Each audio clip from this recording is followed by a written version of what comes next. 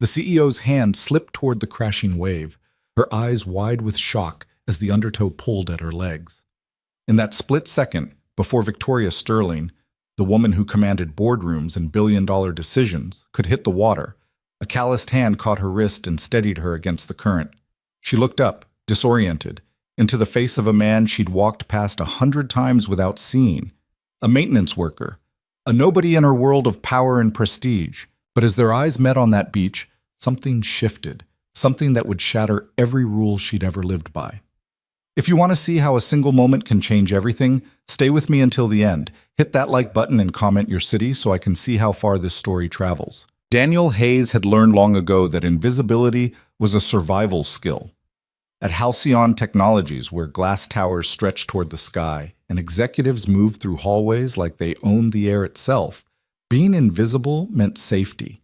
It meant steady paychecks. It meant coming home every evening to the one person who mattered, his 7-year-old daughter, Lily.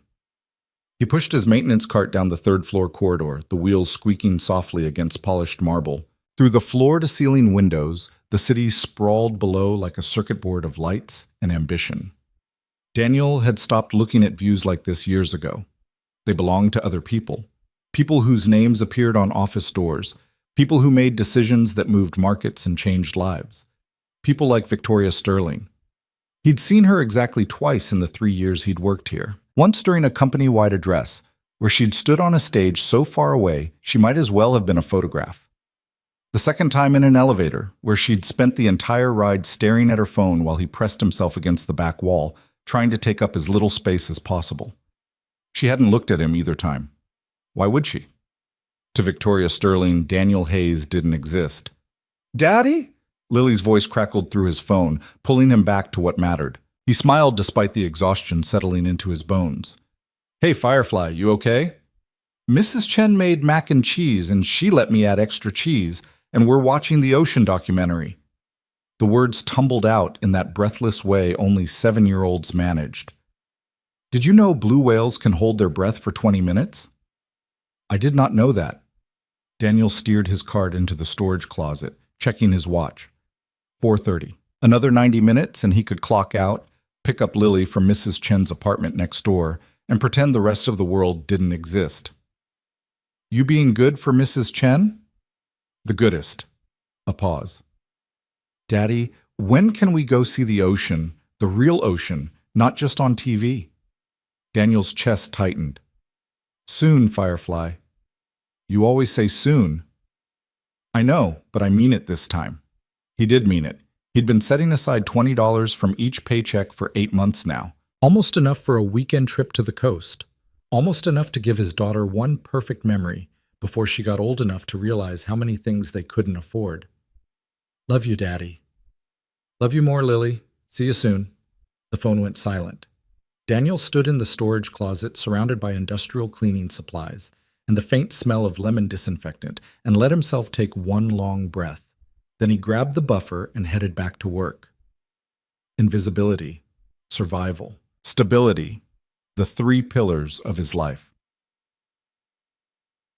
The email arrived on a Tuesday morning while Daniel was replacing fluorescent bulbs in conference room 7B. Mandatory attendance. Annual Leadership Retreat, Pacific Coast Resort, October 12 to 14. He read it 3 times, certain there'd been a mistake. Leadership retreats were for executives and senior management, not for maintenance supervisors who spent their days fixing air conditioning units and unclogging toilets. But there it was, in the second paragraph. All department heads and supervisors required to attend. This is a company-wide initiative to strengthen team cohesion across all organizational levels. Daniel felt his stomach drop. 3 days. Away from Lily. Away from their routine, their safety net, their small apartment where the world made sense. He was still staring at the email when his phone rang. "Hayes, you see the retreat notice?" Gary Morton, the facilities director, sounded like he'd already had 4 cups of coffee and was working on his 5th. "Yeah, I saw it." "You're going, non-negotiable. Sterling herself pushed this initiative, wants to break down silos, build cross-functional relationships, all that corporate team-building nonsense." Gary sighed. "Look, I know it's a pain, but it's 3 days at a beach resort on the company dime. Could be worse." Could be worse. Could be better, too. Could be home with his daughter, where he belonged. But Gary was already moving on, rattling off logistics about transportation and accommodations, and Daniel knew better than to argue. You didn't argue with mandatory. You just showed up and kept your head down. Invisibility, survival, stability. I'll be there, Daniel said quietly. But that evening, while Lily practiced writing her alphabet at the kitchen table, Daniel broke the news. So there's this work thing, he started, sliding a grilled cheese sandwich onto her plate. Just for 3 days. Mrs. Chen said you can stay with her. 3 days? Lily's eyes went wide. Where are you going? It's a company retreat. Down by the ocean, actually. The word ocean transformed her face. The disappointment vanished, replaced by something that looked like hope and hunger mixed together. The real ocean? With waves and everything? Daniel hesitated.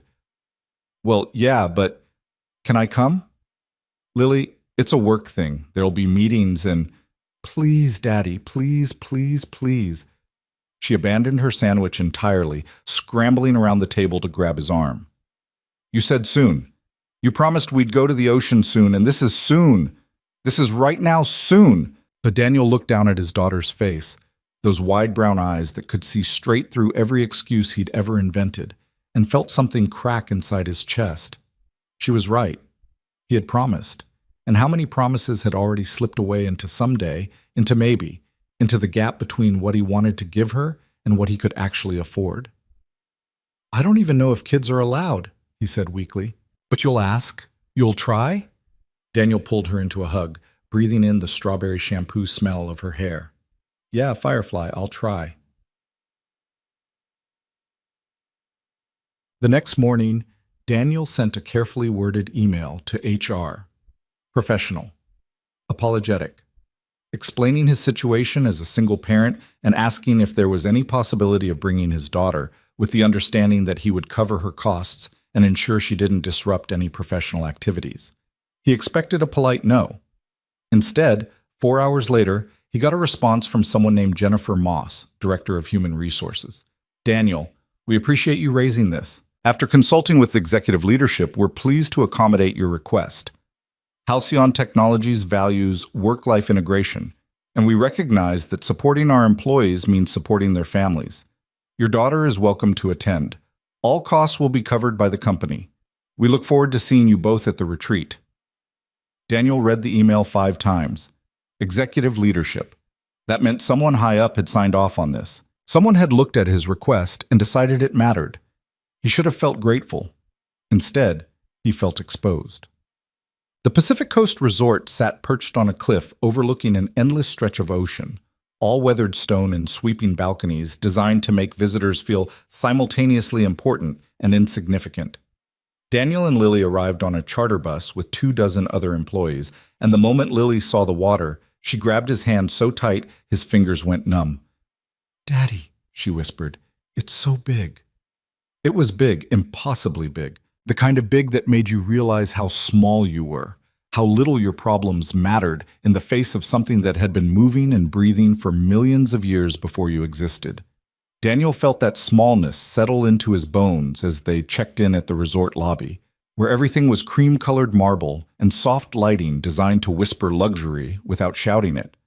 Other employees milled around in casual resort wear, laughing and greeting each other like old friends. Daniel recognized a few faces from the office, people who'd never once made eye contact with him in the elevator.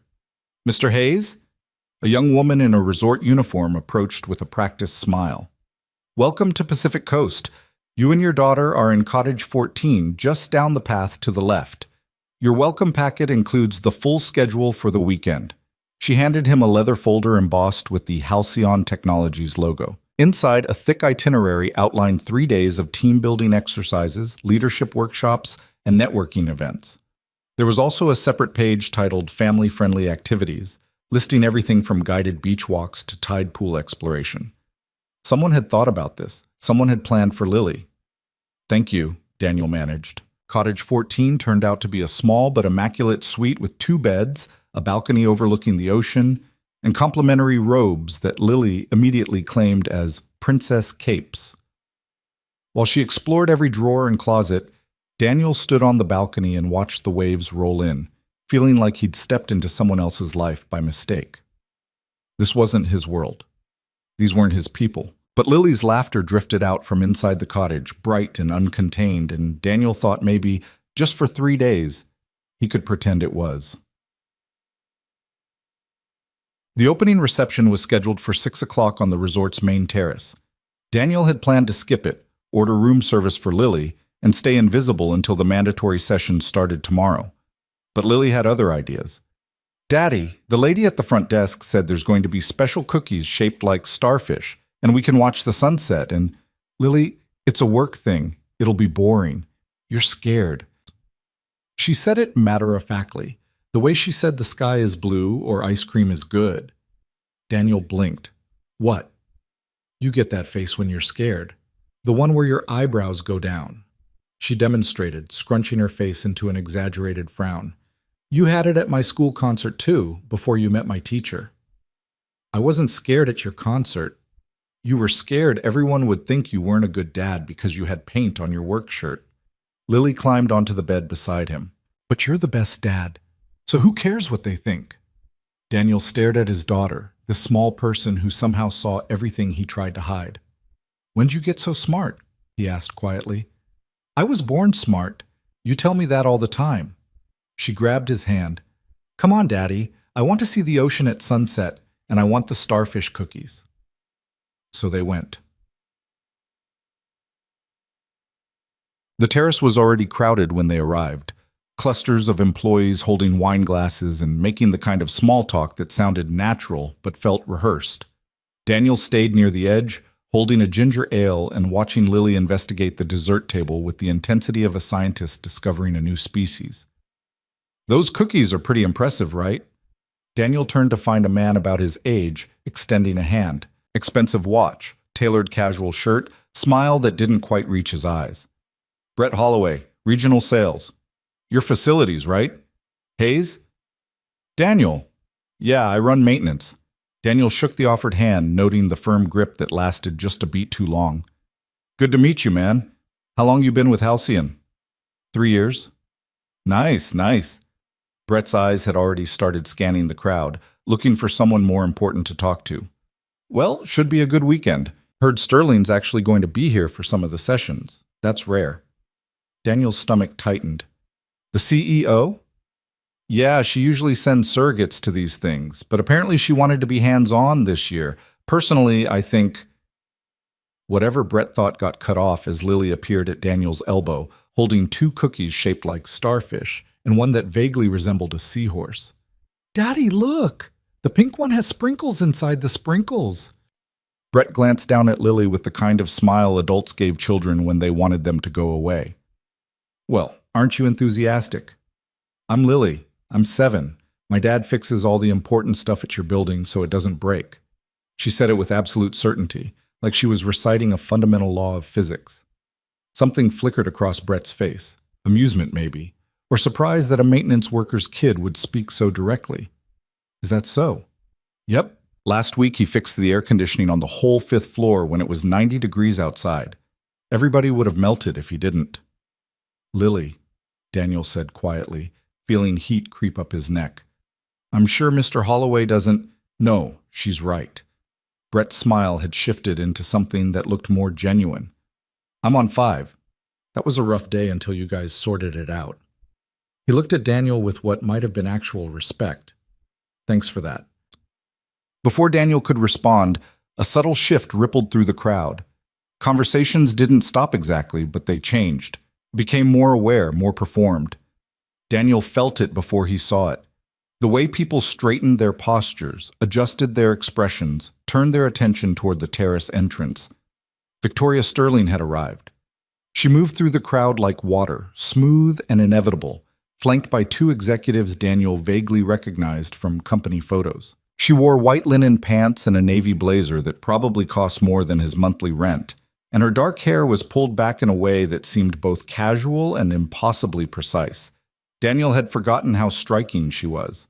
Not beautiful in the conventional sense, her features were too sharp for that, her expression too controlled, but compelling in a way that made you pay attention whether you wanted to or not. She was listening to something one of the executives was saying, nodding occasionally, and Daniel could see the performance of it. The way she engaged just enough to seem interested without actually being present. The way her eyes tracked the room even as she focused on the speaker. This was someone who never stopped working, never stopped calculating. And then those calculating eyes swept past him, past Brett, and landed on Lily. The CEO's expression didn't change, but something in her gaze sharpened. Lily, completely unaware that she'd just captured the attention of one of the most powerful people in the building, was attempting to eat both starfish cookies simultaneously. "Lily," Daniel murmured. "Maybe one cookie at a time." "But they're both so good, Daddy. I can't pick." Victoria Sterling changed direction. Daniel's heart kicked against his ribs as she approached, the two executives peeling away to give her space. Brett Holloway muttered something about getting a refill and vanished with impressive speed. And then it was just Daniel, Lily, and the CEO of Halcyon Technologies, standing 3 feet apart on a terrace overlooking the Pacific Ocean. "Those do look like difficult cookies to choose between," Victoria said, addressing Lily directly. Lily looked up, noticed she was being spoken to by a stranger, and performed her usual assessment, which took approximately 3 seconds and involved staring intently at Victoria's face as if reading something written there in invisible ink. "You're pretty," Lily announced, "and you look important. Are you important?" Daniel wished the terrace floor would open up and swallow him whole. "Lily, this is Ms. Sterling. I run the company your father works for," Victoria finished smoothly. "And you're right, cookies that good deserve to be eaten simultaneously. I respect your approach." Lily beamed. "I'm Lily. I'm 7. Do you have any kids?" A flash of something crossed Victoria's face, too quick for Daniel to identify. "No, I don't." "Oh, that's sad. Kids are great. I'm great." Matter-of-fact, unshakable confidence. "My dad's great too. He can fix anything. I've heard." Victoria's gaze shifted to Daniel, and he felt the full weight of it. The intelligence, the assessment, the quick categorization of exactly who and what he was. "Daniel Hayes, Facilities Maintenance. You submitted the request to bring your daughter." It wasn't a question. She knew. Of course she knew. "Yes, ma'am. I appreciate the company approving it. We'll stay out of the way, I promise." "Why would you stay out of the way?" Victoria's head tilted slightly, genuinely curious. "The point of this retreat is integration, cross-functional relationship building. Your daughter is welcome at any of the family-friendly activities." "Thank you. That's very generous." "It's not generous. It's practical." She looked back at Lily. "What do you think of the ocean so far?" "It's the biggest thing I've ever seen," Lily said seriously. "Bigger than the mall. Bigger than our whole apartment building. Maybe bigger than the sky." "It's certainly vast," Victoria agreed. "Have you been down to the beach yet?" "Not yet. Daddy said we'd go tomorrow maybe." "Tomorrow's forecast shows afternoon thunderstorms. You should go tonight." Victoria checked her watch, elegant, understated, probably worth more than Daniel's car. "Sunset's in 30 minutes. Best time to see the water." Daniel opened his mouth to say they didn't want to intrude on her evening, that they'd find their own time, but Victoria was already moving again. Not away, but toward the terrace stairs that led down to the beach path. She paused, glanced back. "Are you coming?" It took Daniel a moment to realize she was talking to them. To him. Lily didn't hesitate. She grabbed Daniel's hand and started pulling him toward the stairs, cookies forgotten on a nearby table. And Daniel, who had built his entire life on the principle of invisibility, followed the CEO of his company down to the beach as the sun began its descent toward the horizon. The sand was cool and fine beneath their feet. Lily had kicked off her shoes immediately, squealing as the first wave rushed up and touched her toes before retreating. Victoria had removed her own sandals, carrying them in one hand while she walked along the waterline with the kind of grace that suggested she did this often. Daniel stayed a few steps behind, trying to figure out what was happening and why. "She's fearless," Victoria observed, watching Lily chase the retreating waves. "She doesn't know enough to be afraid yet." Daniel kept his eyes on his daughter. "I'm working on teaching her reasonable caution without making her scared of everything." That's a difficult balance. Most of parenting is. Victoria glanced at him, and Daniel realized he'd spoken to her like a person, not like the CEO, not like someone whose approval he needed, just like another adult standing on a beach watching a child play. How old was she when her mother left? Victoria asked quietly. The question should have felt intrusive. Instead, it felt oddly natural, like they were continuing a conversation they'd started long ago. 3. Lily doesn't remember her much, probably for the best. And you've been raising her alone since then? Yeah. Daniel watched Lily bend down to examine something in the sand. It's not always easy, but it's worth it. She's worth it. Victoria didn't respond immediately. They walked in silence for a moment, the sound of waves filling the space between words. I built this company from nothing, Victoria said finally.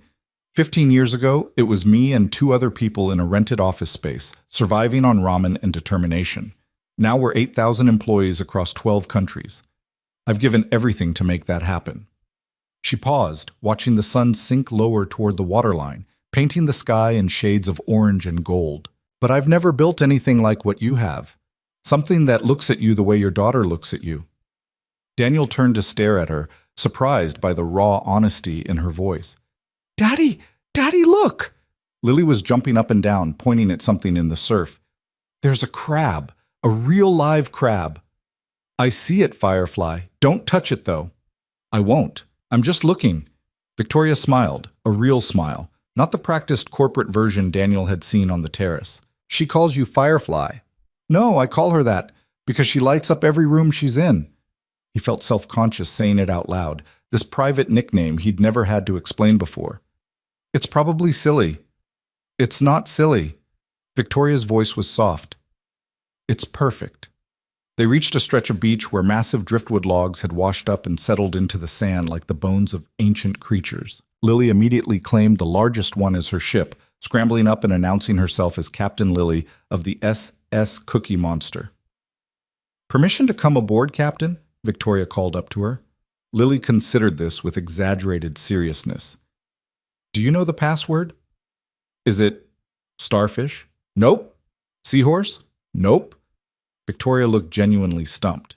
She glanced at Daniel, who shrugged, equally clueless about what password his daughter had invented 30 seconds ago. One more guess, Lily announced. Victoria studied the little girl for a moment, then smiled. Firefly. Lily's face lit up. How did you know? Lucky guess. Victoria climbed up onto the driftwood log, settling beside Lily with the unselfconscious ease of someone who'd momentarily forgotten she was a CEO.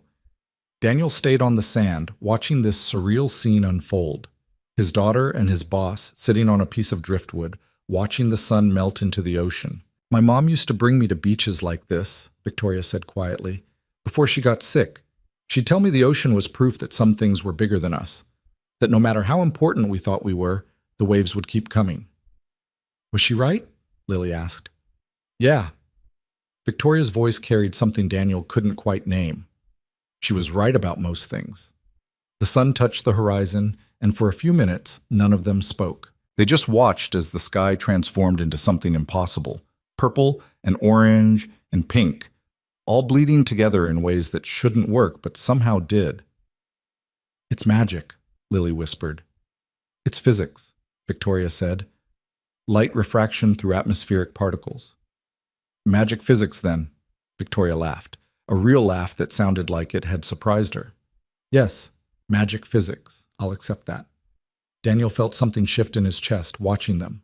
This moment, this strange and unexpected connection, forming between his daughter and a woman who lived in a completely different world. It felt fragile, like something that might disappear if he looked at it too directly. The sun slipped below the horizon, and darkness began to settle across the beach. Victoria stood, brushing sand from her linen pants. I should get back to the reception, she said. People will wonder where I've gone. Thank you for this, Daniel said, for making her feel welcome. For all of it. Victoria looked at him for a long moment, and Daniel couldn't read her expression in the fading light. She's easy to welcome, Victoria said finally. Then she turned to Lily, who was still perched on the driftwood throne. Good night, Captain. Good night, Ms. Sterling. Victoria, she corrected gently. You can call me Victoria. Okay, good night, Victoria. And then she was walking back toward the resort, her figure growing smaller against the darkening sky. Daniel helped Lily down from the driftwood, and they stood together at the water's edge for a few more minutes, listening to the waves. "I like her," Lily announced. "She's sad, but she's trying not to be. Did you notice?" Daniel had noticed. He'd noticed a lot of things about Victoria Sterling tonight that he hadn't expected to see. "Yeah, Firefly, I noticed. Do you think she gets lonely?" "I don't know, maybe." "Being important must be lonely sometimes," Lily said with the casual wisdom of someone who'd never had to be important. "All those people wanting stuff from you all the time. Nobody just wanting to watch the sunset." Daniel pulled his daughter close, kissed the top of her head. "You're pretty smart, you know that?" "I was born smart," Lily repeated, grinning up at him. "You tell me that all the time." They walked back to the cottage holding hands, and Daniel tried not to think about the way Victoria Sterling had looked at the ocean, like someone who'd built an empire but lost something vital in the process. Tried not to think about the way she'd smiled at his daughter. Tried not to think about her at all. But that night, lying in bed while Lily slept in the next room, Daniel stared at the ceiling and thought about nothing else. The next morning started with a continental breakfast on the main terrace, followed by the first official session. Cross-functional synergy, breaking down organizational silos. Daniel had planned to find a seat in the back and disappear into the crowd. Instead, he found Victoria Sterling waiting at the entrance to the conference room, greeting each attendee personally as they entered. When she saw him, something flickered in her expression. Recognition, maybe, or something else he couldn't identify. "Daniel, good morning." "Morning, Miss Sterling." "Victoria," she corrected, the same way she'd corrected Lily last night. "Where's your first mate?" It took him a second to understand she meant Lily. Tide pool exploration with the resort naturalist. She was very excited about something called sea anemones. They're fascinating creatures, deceptively simple organisms with complex survival strategies. Victoria's lips curved slightly. "I think your daughter will appreciate them." A line was forming behind Daniel. He started to move past, give her space to greet the more important attendees, but Victoria touched his arm, just briefly, just enough to stop him. "Sit up front," she said quietly. "I want people who actually know how the company functions to be part of this conversation." "I don't think that wasn't a request, Mr. Hayes." The smile was back, professional, controlled, but her eyes held something warmer, something that made Daniel's pulse kick up in a way he didn't want to examine. "Yes, ma'am." He took a seat in the third row, close enough to be visible, but not so close that he'd stand out. Other employees filed in around him, and Daniel recognized the sorting that happened automatically. Executives toward the front, middle management in the center, support staff gravitating toward the back. The same hierarchy that existed in the office, replicated in a beach resort conference room. Victoria took the stage without notes, without slides, without any of the corporate armor Daniel expected. She just stood there in tailored slacks and a simple white blouse, looking at the assembled employees like she actually saw them. "How many of you know what I do every day?" she asked. A few hands went up uncertainly. "How many of you think I know what you do every day?" The hands went down. Victoria nodded. "That's the problem. We've built a company where 8,000 people work toward the same goals, but we don't actually understand each other's roles in achieving them. We're silos of expertise that rarely communicate across boundaries." She started walking across the stage, her movements fluid and purposeful. "Last night, I met someone who keeps our buildings functional, who responds when the air conditioning fails on a 90-degree day, who makes sure our technology works in spaces we take for granted." Her eyes found Daniel in the audience. "And I realized I had no idea how many people like him are essential to everything we do." Daniel felt every head in the room turn toward him. He wanted to disappear into his chair. "This weekend isn't about team-building exercises," Victoria continued. "It's about actually seeing each other, understanding that there's no such thing as an unimportant role in an organization this complex. So here's what we're going to do." She pulled up a slide, the first visual aid of her presentation, showing the organizational chart of Halcyon Technologies. Hundreds of boxes connected by lines, a maze of hierarchy and reporting structures. "We're going to break this," Victoria said simply. "For the rest of the weekend, forget your titles. Forget your departments. I want you to talk to people you'd never normally interact with. Learn what they do. Understand their challenges. And when we leave here on Sunday, I want you to remember that every person in this company matters. It should have sounded like corporate platitudes. Instead, it sounded like a challenge. Ciao. The rest of the morning was structured chaos. Executives paired with support staff, engineers with sales teams, everyone forced into conversations that wouldn't normally happen. Daniel found himself in a small group with Brett Holloway, a woman from legal named Sarah Chen, and one of the senior VPs whose name he'd forgotten. "So, what do you actually do?" Brett asked, directing the question at Daniel with what seemed like genuine curiosity. "I keep things working," Daniel said carefully. "HV, AC, systems, electrical, plumbing. When something breaks, my team fixes it." "How often do things break?" "More than you'd think. Less than they could if we didn't maintain them." Daniel hesitated, then added, "The building on Market Street? The one that houses our primary servers? The backup generators in that facility require weekly testing and monthly maintenance. If they fail during a power outage, we lose millions in data and productivity." Sarah Chen leaned forward. "I had no idea we even had backup generators." "Most people don't. That's kind of the point. When everything works, it's invisible." "Until it doesn't work," the VP said thoughtfully. "Then it's a crisis." "Then it's my problem," Daniel corrected. "My job is making sure it never becomes your crisis." The conversation continued, and Daniel felt himself relaxing despite his initial resistance. These people weren't treating him like he was beneath them. They were actually listening. Maybe Victoria Sterling was onto something after all. Lunch was a casual buffet on the terrace, and Daniel had just loaded his plate when a small tornado in the form of his daughter came barreling across the patio. "Daddy! Daddy! You have to see what I found!" Lily grabbed his free hand, completely unconcerned that she was interrupting a corporate retreat. "There are these tiny fish in the tide pools, and they're so small, and they have clear bodies, and you can see their hearts beating, and Lily, slow down. Let me put this plate down before you launch us both into the ocean." "But you have to come now before they swim away." "After lunch, Firefly. I promise." "But Lily." Daniel used his parent voice, gentle but firm. 30 minutes. Then we'll go." She deflated slightly but nodded. "Okay, but fast lunch, okay? Really fast." "Really fast," Daniel agreed. She ran off to rejoin her naturalist group, leaving Daniel standing there with his lunch plate and a growing awareness that half the terrace had witnessed that exchange, including Victoria, who was standing near the buffet with an expression Daniel couldn't quite read. "She has your eyes," Victoria said as he approached. "Same color, same intensity when she wants something. She has her mother's stubbornness, though. That's all genetic." Stubbornness is underrated. Victoria selected a small salad, barely enough to qualify as a meal. "Are you enjoying the sessions?" "Honestly, more than I expected to." "Good. That's the point." She paused, then added, "You contributed valuable perspective this morning. The conversation about invisible infrastructure wouldn't have happened without your input." Daniel felt heat creep up his neck.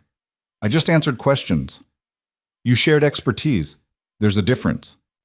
Victoria glanced toward where Lily was animatedly describing something to the naturalist. "She's wonderful, by the way. Your daughter. The staff can't stop talking about how enthusiastic she is. She's never seen the ocean before. Everything's new. Everyone's seen something for the first time once. Most people forget how to hold on to that wonder." Victoria's expression softened. She hasn't forgotten. There was something in her voice, a wistfulness that made Daniel see her differently. Not as the CEO, not as the powerful executive, but as a person who'd traded wonder for success and wasn't sure the exchange had been worth it. "You should join us," Daniel heard himself say, "this afternoon, for the tide pools." Victoria blinked, clearly surprised. "I have a conference call at 2. Reschedule it. I can't just, you're the CEO. Yes, you can." Daniel surprised himself with his directness. "When's the last time you did something just because it sounded interesting? Not because it served a strategic purpose or advanced a business goal. Just because." Victoria stared at him for a long moment, and Daniel watched something shift behind her eyes. A decision being made, a rule being broken. "What time?" she asked. 1:30. Meet us at the North Beach Path. I'll be there.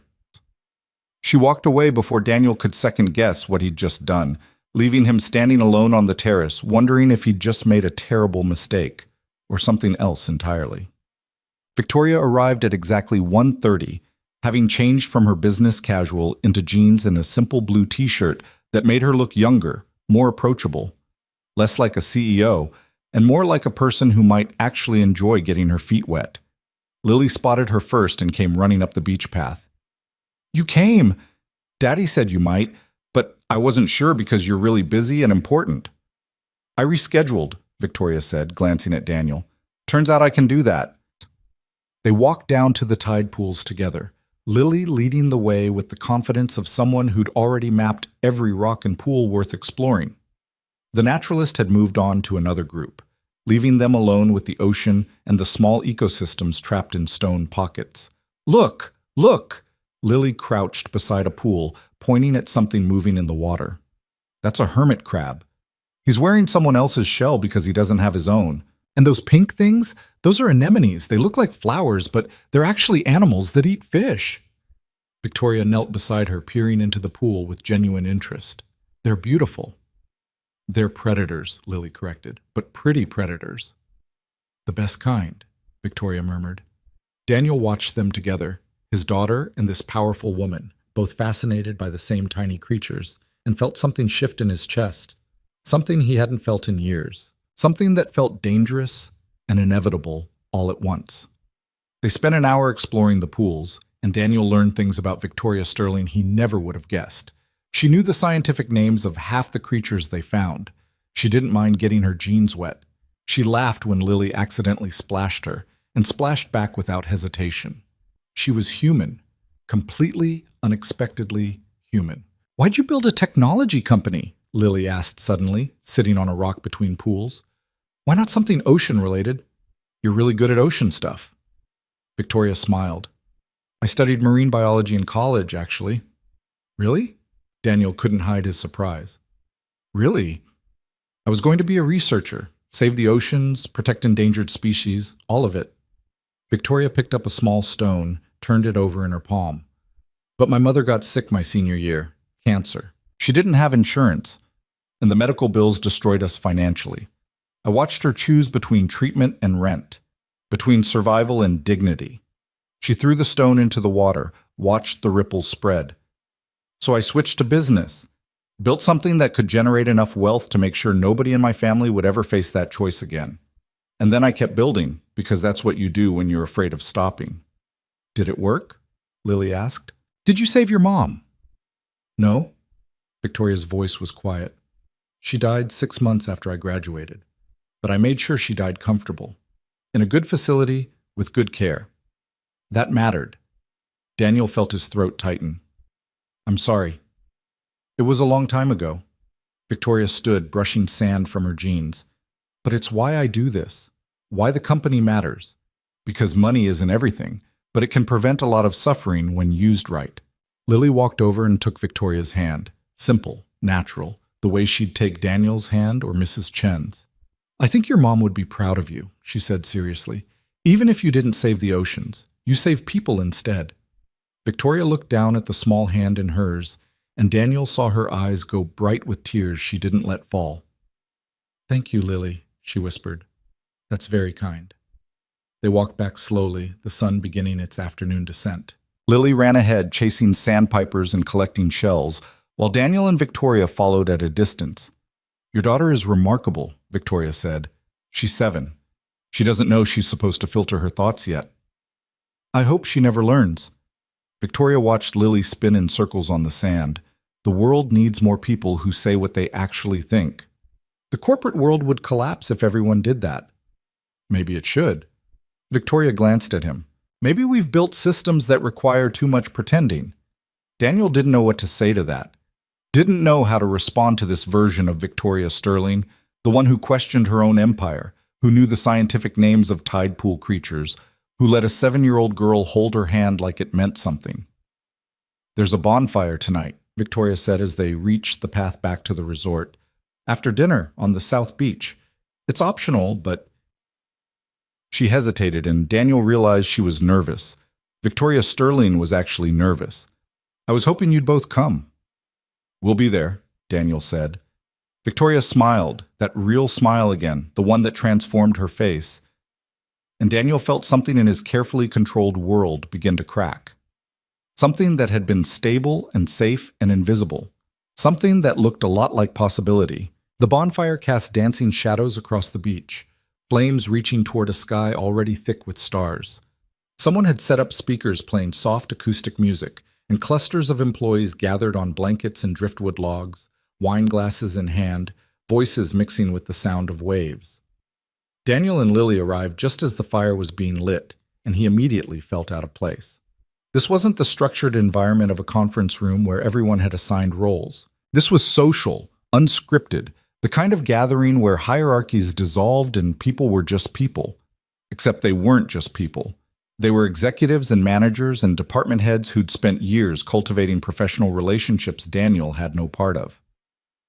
"There she is!" A woman Daniel vaguely recognized from HR waved at Lily.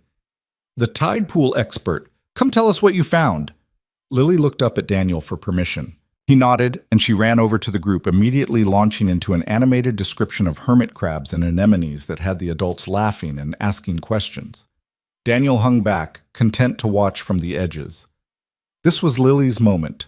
She didn't need him hovering. "You're doing it again." He turned to find Victoria approaching, carrying 2 bottles of beer. She handed him one. "Doing what?" he asked. "Making yourself invisible." She settled onto a piece of driftwood nearby, gesturing for him to sit. "You did it this morning too, contributed something valuable, then retreated before anyone could acknowledge it." Daniel sat, keeping a careful distance between them. Force of habit. "Why? Why what? Why make yourself invisible?" Victoria took a sip of her beer, watching him with that same assessing gaze he'd seen on the terrace yesterday. "You clearly have expertise. You have insights people need to hear. So why hide?" Daniel was quiet for a moment, considering how much truth to offer. Finally, he said, "Because being visible comes with risks. People notice you. They judge you. They make assumptions about who you are and what you deserve based on where you fall in the hierarchy. And you think you fall somewhere low in that hierarchy." "I don't think it. I know it." Daniel met her eyes directly. "I fix toilets and HVAC systems. That's important work, but it doesn't make me important. Not in the way that matters in corporate structures." Victoria's expression shifted, something harder entering her gaze. "That's bullshit." Daniel blinked, surprised by both the language and the vehemence. "The idea that some work matters more than other work is a lie we tell ourselves to justify inequality," Victoria continued. "Your expertise keeps buildings functional. Without that, everything else collapses. How is that less important than what I do?" "You build strategy. Make decisions that affect thousands of people. Shape the direction of an entire company. And you make sure people can work in environments that don't actively harm them." Victoria leaned forward. "Do you know how many workplace productivity studies cite environmental factors, temperature, air quality, functional infrastructure, as critical to performance? You're not just fixing things. You're creating the conditions where 8,000 people can do their jobs effectively." As Daniel stared at her, unsure how to respond to this reframing of his entire professional identity. "I'm not saying this to make you feel better," Victoria added. "I'm saying it because it's true, and because I'm tired of organizational structures that devalue essential work." Before Daniel could formulate a response, Lily came running back, breathless and excited. "Daddy, they want to roast marshmallows and make s'mores. Can we, please?" "Of course, Firefly." "Victoria, you too. You have to try a s'more if you've never had one." Victoria smiled. "I've had s'mores, but I'll make another one with you." They migrated closer to the fire, where someone had set out graham crackers, chocolate bars, and bags of marshmallows. Lily took her role as s'more instructor very seriously, showing Victoria the exact right distance to hold the marshmallow over the flames. "Not too close or it catches on fire," Lily explained. "But not too far, or it takes forever. You have to find the perfect spot." "This is more complicated than I remembered," Victoria said, concentrating on her marshmallow with the same intensity she probably brought to board meetings. "You're doing great," Lily encouraged. "See? It's getting golden. That's perfect. They assembled their s'mores and Victoria took a bite, closing her eyes like she was evaluating fine wine. Verdict? Daniel asked. Structurally unsound, Victoria said seriously. The chocolate to marshmallow ratio is mathematically imprecise. The graham crackers provide insufficient structural support. Everything squishes out the sides when you bite it. Lily giggled. That's what makes it good. That's what makes it chaos, Victoria countered, but she was smiling. Delicious, messy chaos. They ate their s'mores and watched the fire, and Daniel felt something settle in his chest, a contentment he hadn't experienced in years. This moment, simple and perfect, with his daughter happy, and this unexpected woman beside him who somehow fit into their small world without disrupting it. Tell me something, Victoria said quietly, her voice nearly lost beneath the crackle of flames. When Lily's mother left, were you angry? The question caught him off guard. Personal, direct, the kind of thing people didn't usually ask. At first, Daniel admitted, but anger takes energy, and I needed all my energy for Lily, so I let it go. Just like that? Not just like that. It took time. But eventually I realized holding on to anger was like carrying extra weight I couldn't afford, so I put it down. Victoria was quiet, processing this. Then she said, I've been angry for 15 years. At your mother for dying? At the system that made her die the way she did? At the insurance companies that denied coverage? At the politicians who let it happen? At myself for not fixing it fast enough? She stared into the fire. I built an empire on that anger, used it as fuel. Did it work? Yes. And no.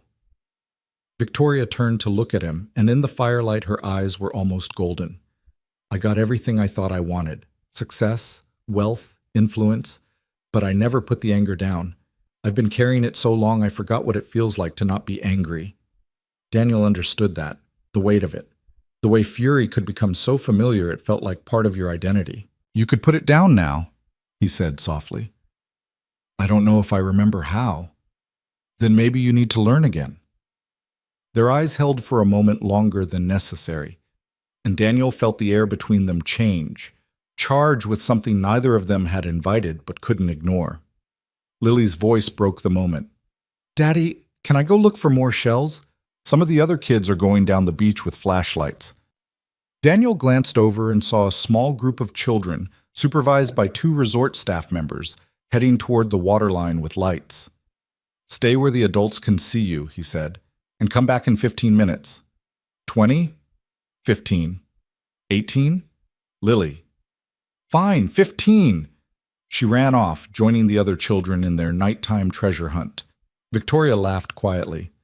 She negotiates like a CEO. She negotiates like someone who knows exactly how far she can push before I actually say no. Daniel watched his daughter's silhouette against the dark water. She's smarter than I was at 7. Smarter than I am now, probably. Children often are. They haven't learned to complicate simple truths yet. What simple truths have you been complicating? Victoria considered the question seriously. That success and happiness aren't the same thing. That building an empire doesn't fill the space inside you where connection should live. That being powerful and being alone feel remarkably similar. The honesty in her voice made Daniel's chest tighten. You don't have to be alone, he said. Don't I? Victoria's smile was sad. I've spent 15 years making myself into someone people respect but don't know. Someone they admire from a distance but never get close to. I'm not sure I know how to be anything else. You knew how this afternoon, with the tide pools. That was different. How?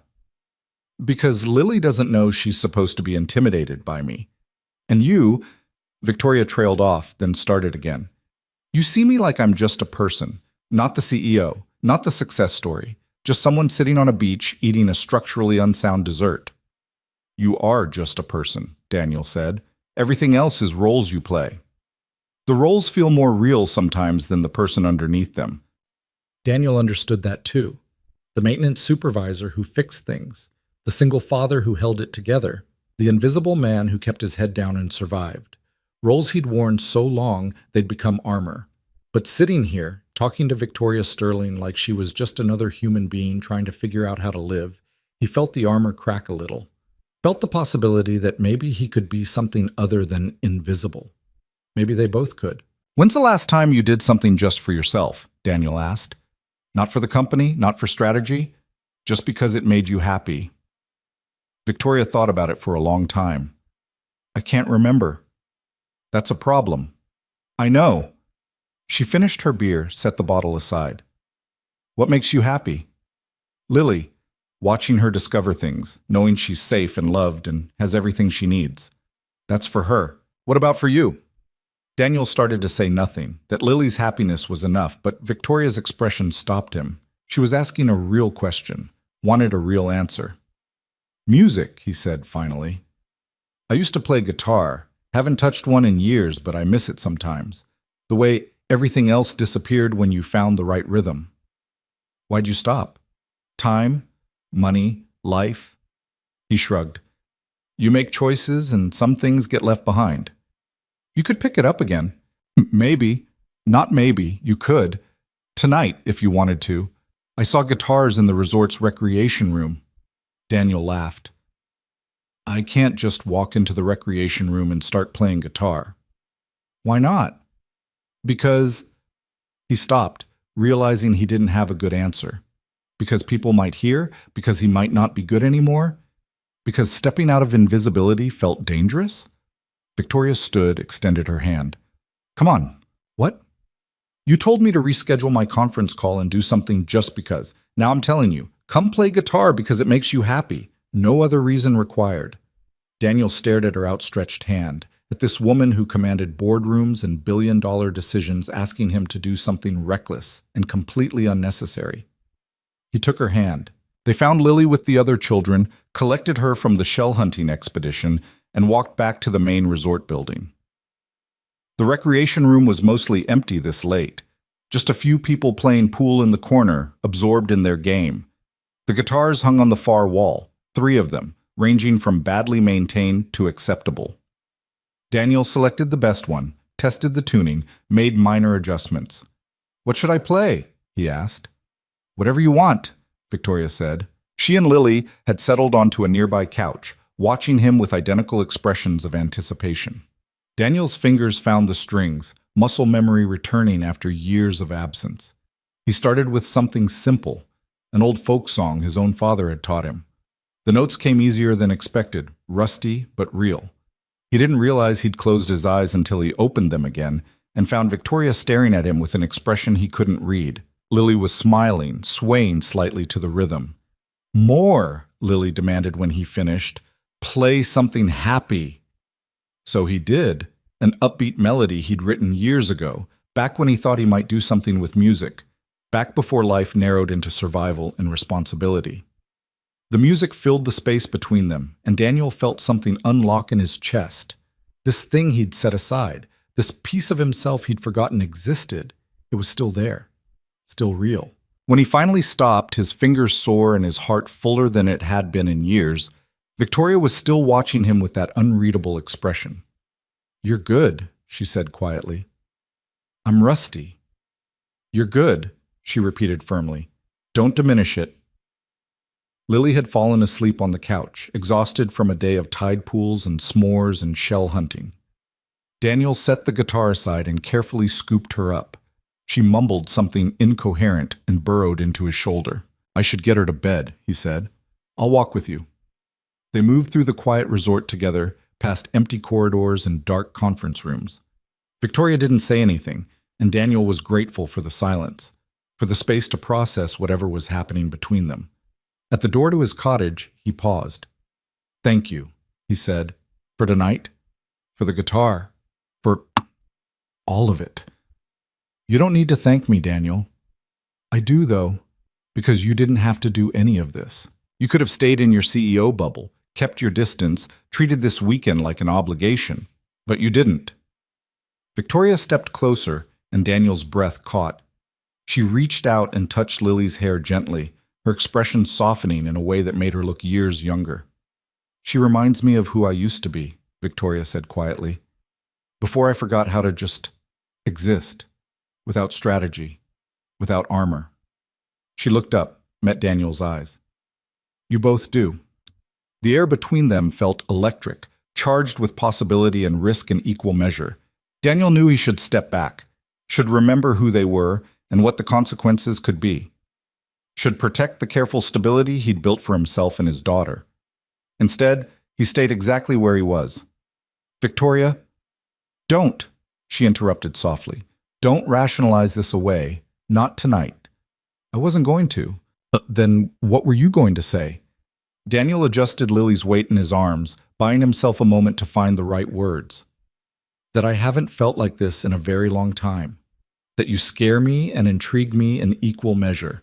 That I have no idea what happens next, but I want to find out. Victoria's smile was small and genuine and devastating. That's what I was going to say too. She leaned forward and kissed his cheek, brief, soft, leaving a warmth that lingered even after she stepped back. Good night, Daniel. Good night. He watched her walk away, her figure disappearing into the shadows between the cottages, and wondered what he'd just started. What they'd just started. Inside the cottage, he tucked Lily into bed and stood on the balcony for a long time, listening to the ocean and trying to understand the magnitude of what was shifting in his carefully ordered world. His phone buzzed, a text from an unknown number. Tomorrow morning, 6 a.m., beach run. Don't be late. V. Daniel stared at the message, then typed back. How did you get my number? The response came immediately. I'm the CEO. I have everyone's number. See you at 6. He should sleep. Should prepare for tomorrow's sessions. Should do anything other than stand on this balcony, replaying every moment of the evening in his head. Instead, he set his alarm for 5:30 and tried not to think too hard about what he was doing. Tried and failed completely. The beach was empty at 6 in the morning, wrapped in the soft gray light that came just before sunrise. Daniel arrived to find Victoria already stretching, dressed in running gear that looked both expensive and well used. You actually came, she said, sounding genuinely pleased. You said, don't be late. I say a lot of things. People don't always listen. She finished her stretches and looked at him critically. How long since you ran? Define ran. More than a sprint to catch a bus. Then 7 years? Maybe 8? Victoria laughed. We'll start slow, just to the rocks and back.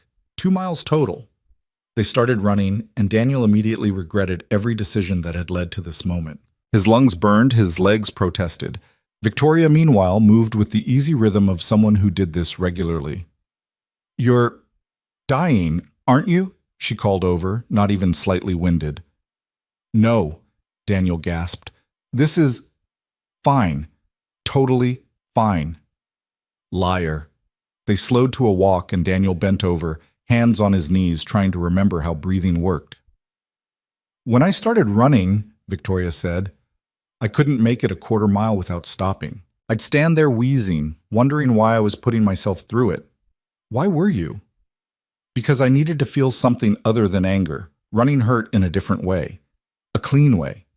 She looked out at the ocean. Eventually it stopped hurting and started helping. Became the only time my mind truly quieted. They walked in silence for a while, and Daniel's breathing gradually returned to normal. The sun was starting to peek over the horizon, painting everything in shades of orange and gold. Tell me about Lily's mother, Victoria said. What happened? Daniel was getting used to her directness now. The way she asked questions, most people would dance around. Her name was Jennifer. We met in college, got married too young, had Lily before we were ready. She tried. I'll give her that. But motherhood wasn't what she thought it would be. The reality of it, the sleepless nights, the constant needs, the way your life stops being yours, it overwhelmed her. So she left. Filed for divorce, moved across the country, sends birthday cards twice a year. Daniel picked up a stone, threw it toward the water. Lily asks about her sometimes. I tell her that her mom loves her but couldn't stay. I don't know if that's true, but it's better than the alternatives. Does Lily believe you? I think she wants to. That's close enough for now. Victoria was quiet for a moment, then said, My father left when I was 8. Just walked out one day and never came back. My mother told me he loved us but had to go. I believed her for years. And then? And then I got older and realized love doesn't work that way. You don't leave people you actually love. You stay, even when it's hard, especially when it's hard. Is that why you've never married? Never had kids? Victoria smiled wryly. That's part of it. Mostly it's because I've spent 15 years married to a company. Didn't leave much room for anything else. They started walking back toward the resort, the beach slowly coming alive with early morning joggers and shell collectors. Can I ask you something? Daniel said. Always. Why are you doing this? Spending time with me and Lily. Rescheduling calls to look at tide pools. Early morning beach runs with the maintenance guy. What's in it for you? Victoria stopped walking, turned to face him directly. You really don't see it, do you? See what? That you're the first real thing that's happened to me in years. No agenda, no strategy. Just a man and his daughter who see me as a person instead of a position. She stepped closer. What's in it for me is remembering what it feels like to be human. That's worth more than any business deal I've ever made. Daniel's heart was pounding, and it had nothing to do with the run. I'm not trying to complicate your life, Victoria continued, but I'm also not going to pretend there's nothing happening here. We can acknowledge it or ignore it, but we can't unknow it. And if we acknowledge it, then what? I don't know. Victoria's honesty was disarming. I've never done this before. Never let someone pass the walls, never wanted to. What changed? Lily asked me if I was lonely, and I realized I've been lonely for 15 years. I just got really good at pretending I wasn't. She reached out, touched his arm lightly. I don't want to pretend anymore. Daniel looked at her, this powerful, accomplished woman who was choosing to be vulnerable with him, and felt the last of his resistance crumble. I don't want you to pretend either, he said. They stood there on the beach as the sun climbed higher, and Daniel wondered how his carefully invisible life had transformed into something so visible, so risky, so completely beyond his control, and wondered why he wasn't more afraid. The rest of the day blurred past in a series of workshops and team exercises that Daniel participated in without really being present. His mind kept returning to the beach, to Victoria's words, to the feeling of something fundamental shifting beneath his feet. During lunch, Brett Holloway sat down across from him with a knowing smile. So you and Sterling seem friendly. Daniel's defenses went up immediately. We've talked a few times. Come on, man. Everyone saw you two at the bonfire last night, and someone mentioned seeing you running together this morning. Brett leaned forward conspiratorially. No judgment, but you should be careful. Office romances are complicated.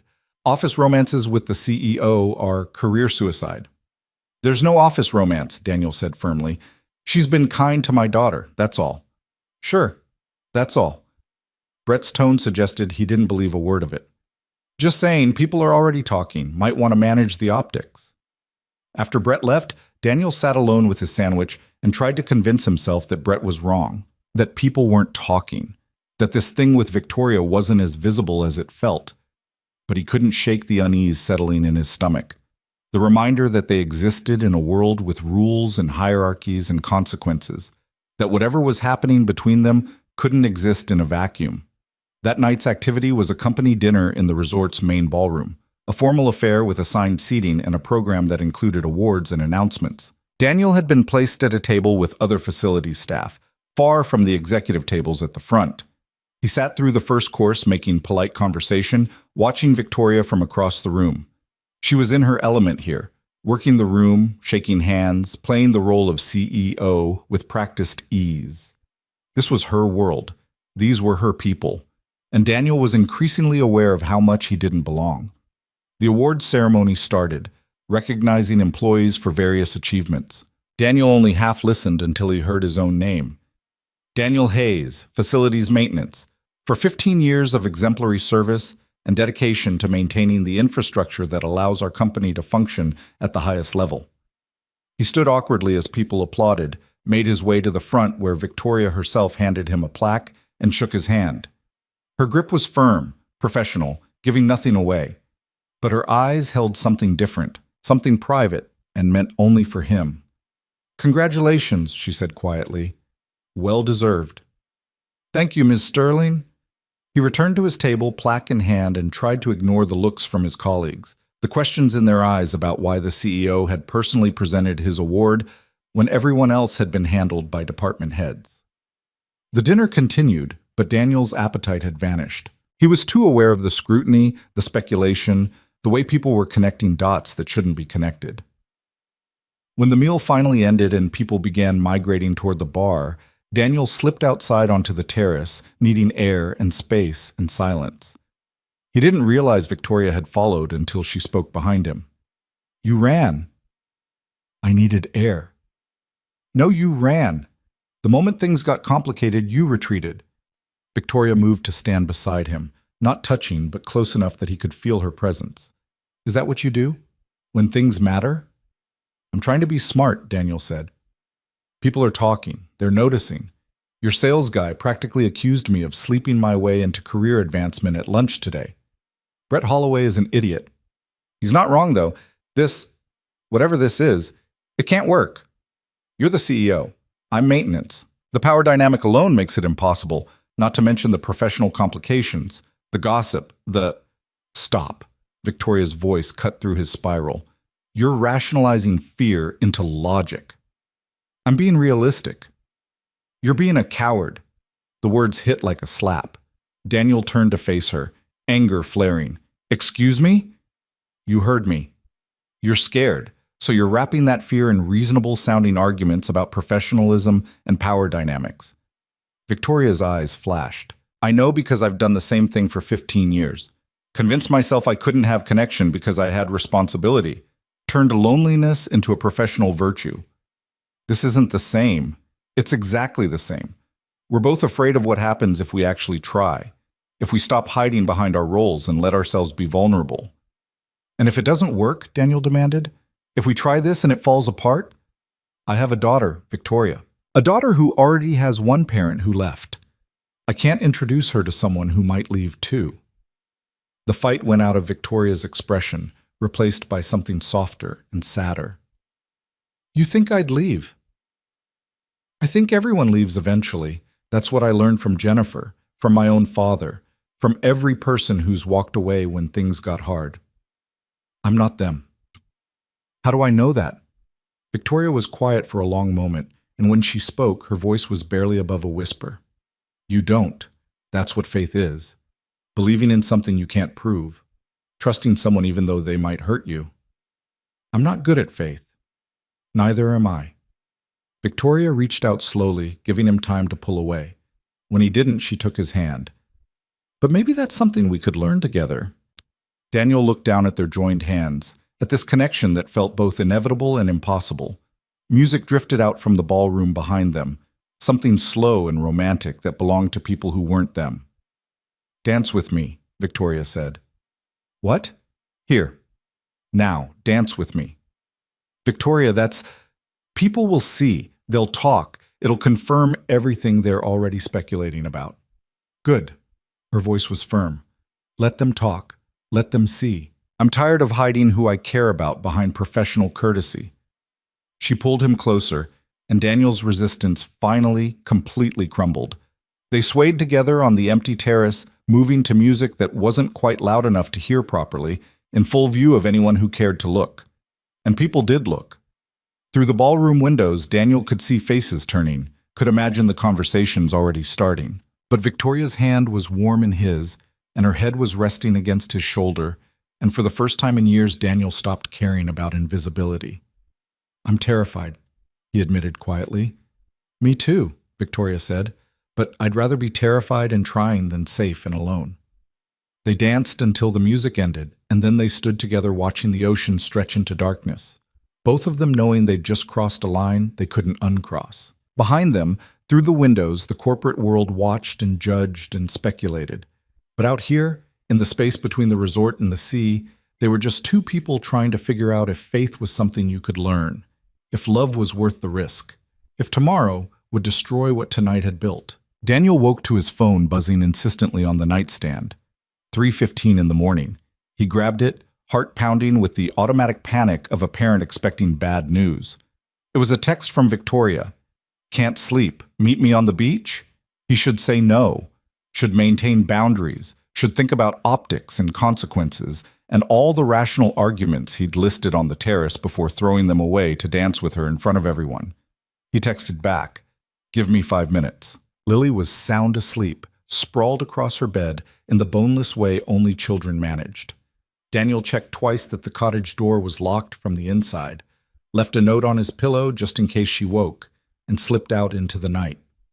The beach was silver under a half moon, and Victoria sat on the sand near the waterline, arms wrapped around her knees. She didn't turn when he approached, but he saw her shoulders relax slightly. Couldn't sleep or didn't want to? Daniel asked, settling beside her. Both. She picked up a handful of sand, let it run through her fingers. I keep thinking about tomorrow, about going back to the real world where I'm the CEO and your facilities maintenance and everything gets complicated again. It's already complicated. It's about to get worse. Victoria finally looked at him, and in the moonlight her eyes were dark and serious. That dance tonight? It didn't just cross a line, it detonated the line. By tomorrow morning, everyone at Halcyon will know something's happening between us. Maybe nothing has to happen. Maybe we just go back to our regular lives and pretend this weekend was a temporary aberration. Could you do that? Victoria's voice was quiet. Pretend you don't feel this? Daniel wanted to say yes, wanted to protect himself and Lily from the chaos that would follow if he admitted the truth. But lying required energy he didn't have at 3 a.m. on a beach with the one person who'd seen past his invisibility. No, he said. I couldn't. Neither could I. Victoria shifted closer, and Daniel felt the warmth of her shoulder against his. So, we have two choices. Walk away now before it gets harder, or figure out how to make this work despite every reason it shouldn't. You're the CEO. I fix air conditioners. The power imbalance alone makes this ethically questionable. So we fix the power imbalance. How? I don't know yet, but I'm good at solving problems. Victoria turned to face him fully. The question isn't whether we can solve it. The question is whether you want to try. Daniel thought about Lily, about stability, about all the careful structures he'd built to keep their lives safe and predictable. Thought about what it would mean to invite this brilliant, complicated woman into that carefully protected space. Then he thought about the way Lily had taken Victoria's hand at the tide pools, the way Victoria had listened to his guitar playing like it mattered, the way he'd felt standing on that terrace, dancing with someone who saw him as something other than invisible. I want to try, he said. Victoria's smile was like sunrise, slow and inevitable and transforming everything it touched. She leaned forward and kissed him, soft and tentative, asking a question he answered by pulling her closer. They stayed like that for a long moment, the ocean sounds mixing with their breathing, the world narrowing to just this, two people choosing risk over safety, possibility over certainty. When they finally pulled apart, Victoria rested her forehead against his. We're going to have to be smart about this, she said. Strategic. Meaning what? Meaning we address the power dynamic head on. HR needs to be involved. You'll need to be transferred out of any reporting structure that connects to me. We'll document everything to eliminate conflicts of interest. Daniel felt something cold settle in his stomach. You're already planning the corporate defense. I'm protecting us both. This only works if we do it right. And if doing it right means turning what we have into a series of HR protocols and documentation. Victoria pulled back, her expression hardening. That's what protects you. Without proper procedures, you're vulnerable. People will say you slept your way into favoritism, that I'm abusing my position. We need clear boundaries. We need to stop thinking about this like a business transaction. It is a business transaction, Victoria's voice rose slightly. We work for the same company. That makes it a business concern whether we like it or not. They stared at each other, the fragile intimacy from moments ago dissolving into something sharper. This is what you do, isn't it? Daniel said quietly. When things get too real, too vulnerable, you retreat into strategy and control. I'm trying to protect what we have. You're trying to manage it, turn it into something you can control and predict. But that's not how this works. Then how does it work, Daniel? Victoria's frustration was evident now. Because I've never done this before. I don't know the rules. There are no rules. That's the point. We're just two people trying to figure it out as we go. That's terrifying. I know. Daniel reached for her hand and she let him take it. But trying to solve it like a business problem won't make it less scary. It'll just make it sterile. Victoria was quiet for a long time, staring out at the dark water. Finally, she said, I'm not good at letting go of control. I noticed. I'm serious. 15 years I've spent building systems and structures to eliminate uncertainty. And now you're asking me to just trust that things will work out? I'm asking you to trust me, to trust us. Daniel squeezed her hand gently. We'll deal with the HR stuff because we have to, but let's not let the corporate requirements define what this is. Victoria turned to look at him, and something in her expression softened.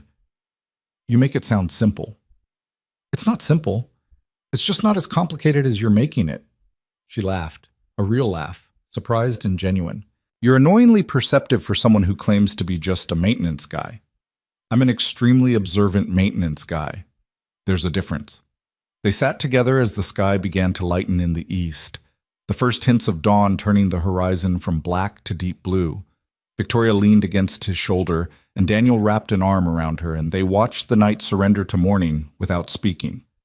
Finally, Victoria stirred. I should get back before people notice I'm gone. Victoria? Yeah? Whatever happens when we get back to the city, whatever complications and protocols and corporate nonsense we have to deal with, this was worth it. You're worth it. She kissed him again, slower this time, and Daniel felt her smile against his lips. You're worth it too, she whispered. Then she stood, brushed sand from her clothes, and walked back toward the resort alone. Daniel stayed on the beach until the sun fully rose, trying to prepare himself for what came next. The final day of the retreat started with a closing session in the main conference room. Victoria stood at the front, looking every inch the CEO again.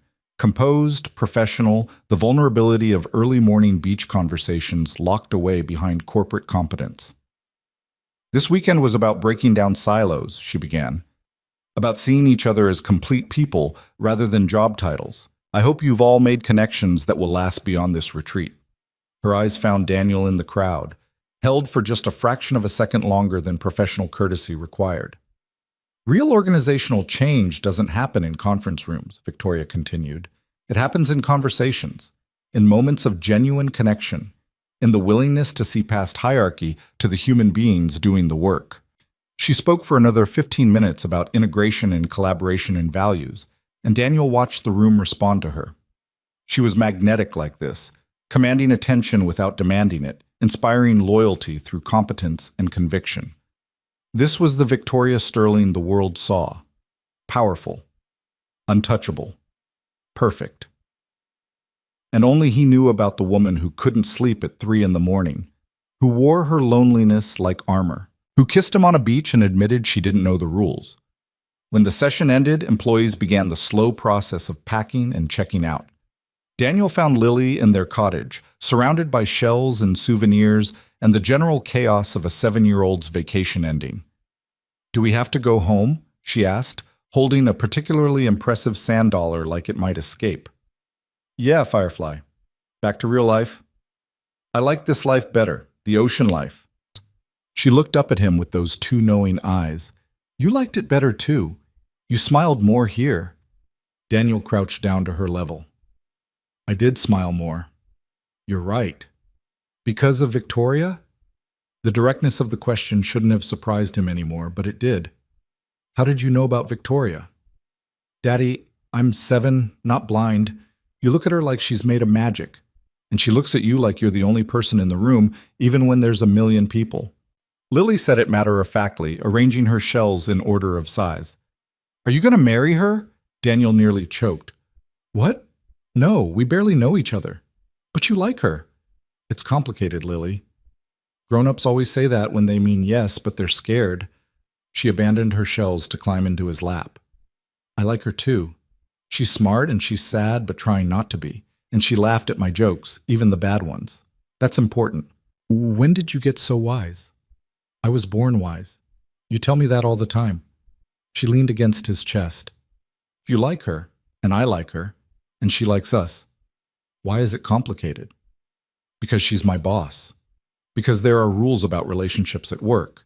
Because the world doesn't always make room for people like us. Lily was quiet for a moment, processing this with the seriousness she brought to important matters. Then she said, That's dumb. The world should make room for people who make each other smile. Out of the mouths of 7-year-olds, Daniel thought.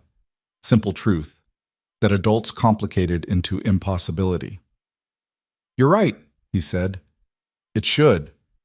They packed up their things, loaded the car, and joined the convoy of employees heading back to the city. Daniel caught one last glimpse of Victoria in the parking lot, surrounded by executives and assistants, already back in CEO mode. She saw him too, didn't wave, didn't acknowledge him beyond a slight nod. Professional, appropriate. But her eyes said everything her posture couldn't. The drive back took 3 hours, and Daniel spent most of it fielding Lily's observations about ocean life and her detailed plans for how they could visit the beach more often. By the time they pulled up to their apartment building, exhaustion had settled deep in his bones.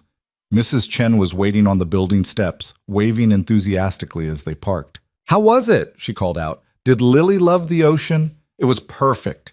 Lily launched into a rapid-fire description of tide pools and bonfires and s'mores, while Mrs. Chen listened with the patience of someone who'd known Lily since birth. Daniel unloaded their bags, only half listening to Lily's narrative, his mind still on the retreat, on Victoria, on what happened next. His phone buzzed, a text from an unknown number that he now recognized as Victoria's. "My office. Tomorrow, 9 a.m. We need to talk." Not a request, a summons. Daniel stared at the message, feeling the weekend's possibility collide with Monday morning's reality. That night, after Lily was asleep, Daniel sat at their small kitchen table and tried to prepare for whatever conversation awaited him. Victoria had said they needed to be smart, strategic. That meant HR, documentation, transfers. It meant turning what they'd found on that beach into an official corporate relationship, complete with policies and procedures. It meant making the invisible visible in ways that terrified him. His phone rang. Victoria's number. "Hi," he answered.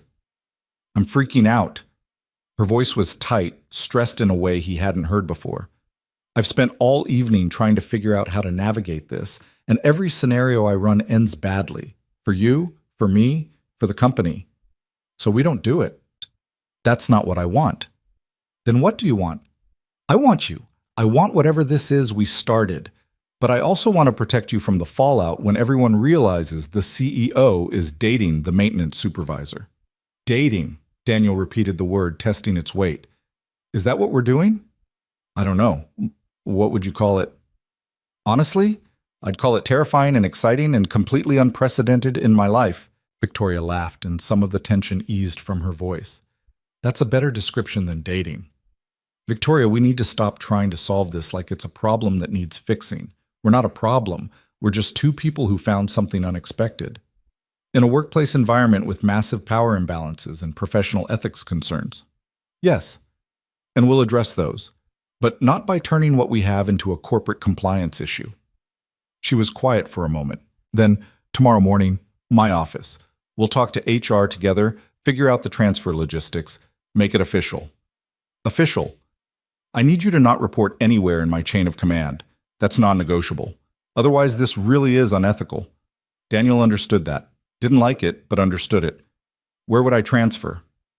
"I'm thinking engineering. There's an opening for a senior facilities engineer. Better pay, better hours, more in line with your expertise. You'd report to Marcus Chen, who's 3 levels removed from me organizationally. You've already planned this. I spent 6 hours tonight running scenarios. This one protects us both while advancing your career based on legitimate qualifications." She paused. "Unless you don't want the position, in which case we'll find something else." "I haven't finished my engineering degree." "You're 2 classes away, according to your employee file. The company has a tuition assistance program. You could finish this semester." "You looked at my employee file. I'm the CEO. I have access to everyone's file." Victoria's voice softened. "But yes, I looked specifically at yours because I wanted to know more about you. Because I'm trying to figure out how to make this work in a way that doesn't hurt you." Daniel felt something warm settle in his chest. She was trying. In her own strategic, overplanned way, she was fighting for them. "Okay," he said. "Tomorrow morning, your office. We'll make it official." "Daniel?" "Yeah?" "I'm still freaking out."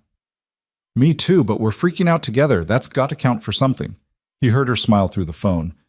"It counts for everything." Good night. Good night, Victoria. Daniel showed up at Halcyon Technologies headquarters at 8:45, giving himself 15 minutes to mentally prepare for whatever came next. The building looked the same as always, glass and steel and corporate ambition stretching toward the sky. But Daniel felt different walking through those doors. Visible, exposed, like everyone who passed him in the lobby knew exactly where he was going and why. Victoria's office was on the 42nd floor, a space he'd only seen once before when installing new HVAC controls. Her assistant, a polished woman named Rachel, looked up as he approached. "Daniel Hayes, Ms. Sterling is expecting you. Go right in." The office was exactly what he'd expected. Floor-to-ceiling windows overlooking the city, minimalist furniture that probably cost more than his annual salary, awards and accolades displayed with tasteful modesty. Victoria stood at the window, silhouetted against the morning light. She turned as he entered, and for a moment they just looked at each other. "Close the door," she said quietly. He did. The moment the door clicked shut, Victoria crossed the space between them and kissed him. Not tentative like on the beach, but certain, claiming something she'd decided was worth claiming. When they broke apart, she rested her forehead against his. "I needed to do that first, before we put on our professional faces and navigate the corporate maze." "I'm not complaining. HR will be here in 10 minutes. Jennifer Moss, the director. She's trustworthy and discreet." Victoria stepped back, smoothing her jacket. "I've briefed her on the situation. The transfer to engineering is ready to process.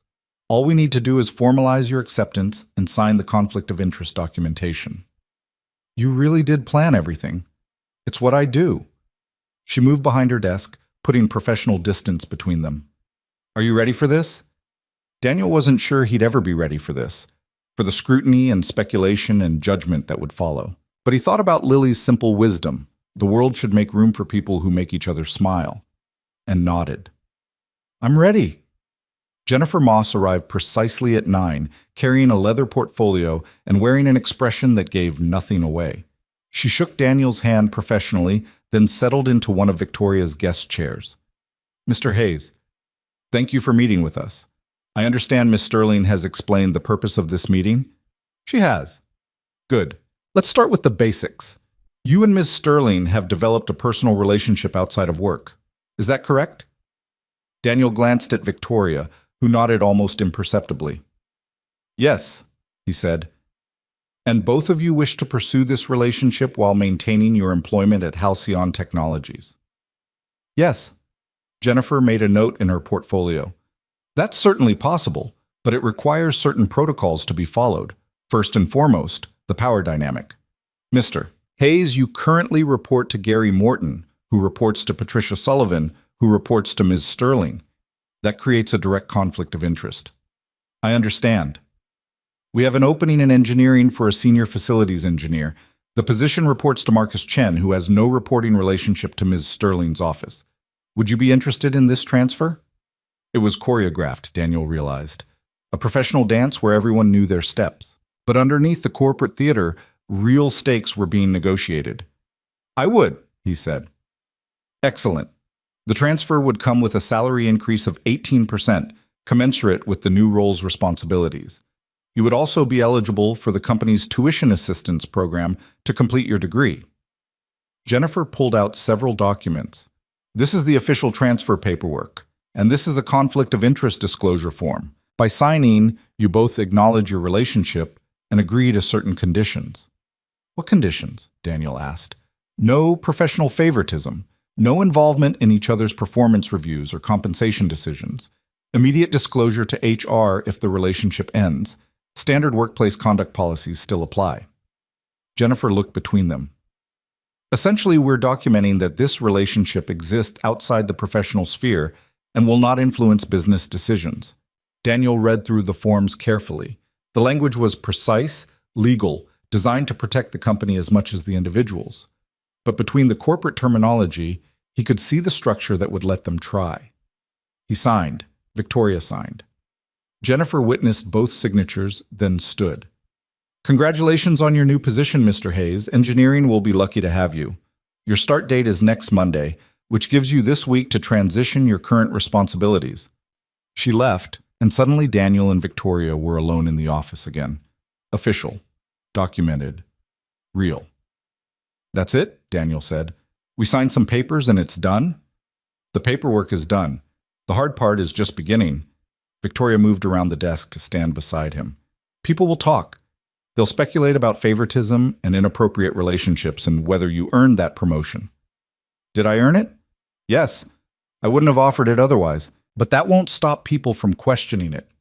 Daniel thought about Brett Holloway's warnings at the retreat, about the looks in the ballroom when they danced, about the whisper network that already existed in corporate hallways. I can handle people talking, he said. Can you handle them questioning your competence? Your integrity? Can you handle them questioning yours? Victoria's smile was sharp. I've been handling that since I became CEO. People always question powerful women. This just gives them new ammunition. They stood together in that office high above the city, both of them understanding what they'd just committed to. Not just a relationship, but a public challenge to unspoken rules about who got to be with whom. I should go, Daniel said. Lily's at school, and I need to start the transition with Gary. Daniel, Victoria caught his hand. We're going to have to be careful. Professional at work. No public displays, no special treatment.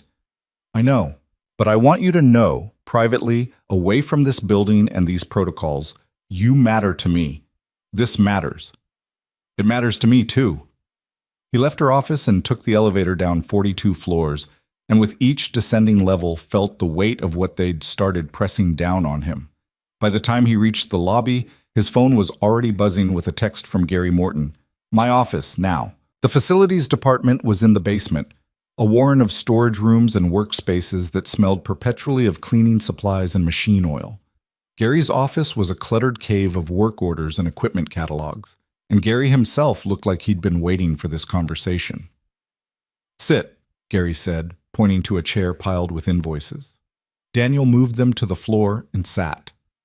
HR just sent me your transfer notice, Gary continued. Senior Facilities Engineer in Marcus Chen's group. 18% raise starting next Monday. Yes, sir. You want to tell me how that happened?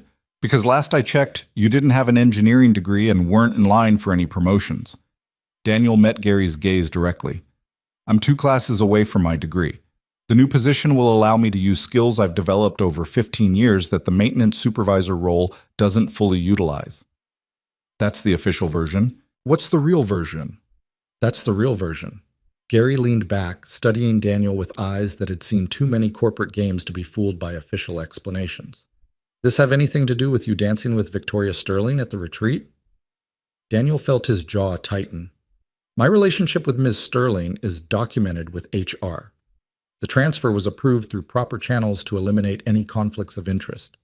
So, yes, Gary shook his head. Jesus, Hayes. The CEO.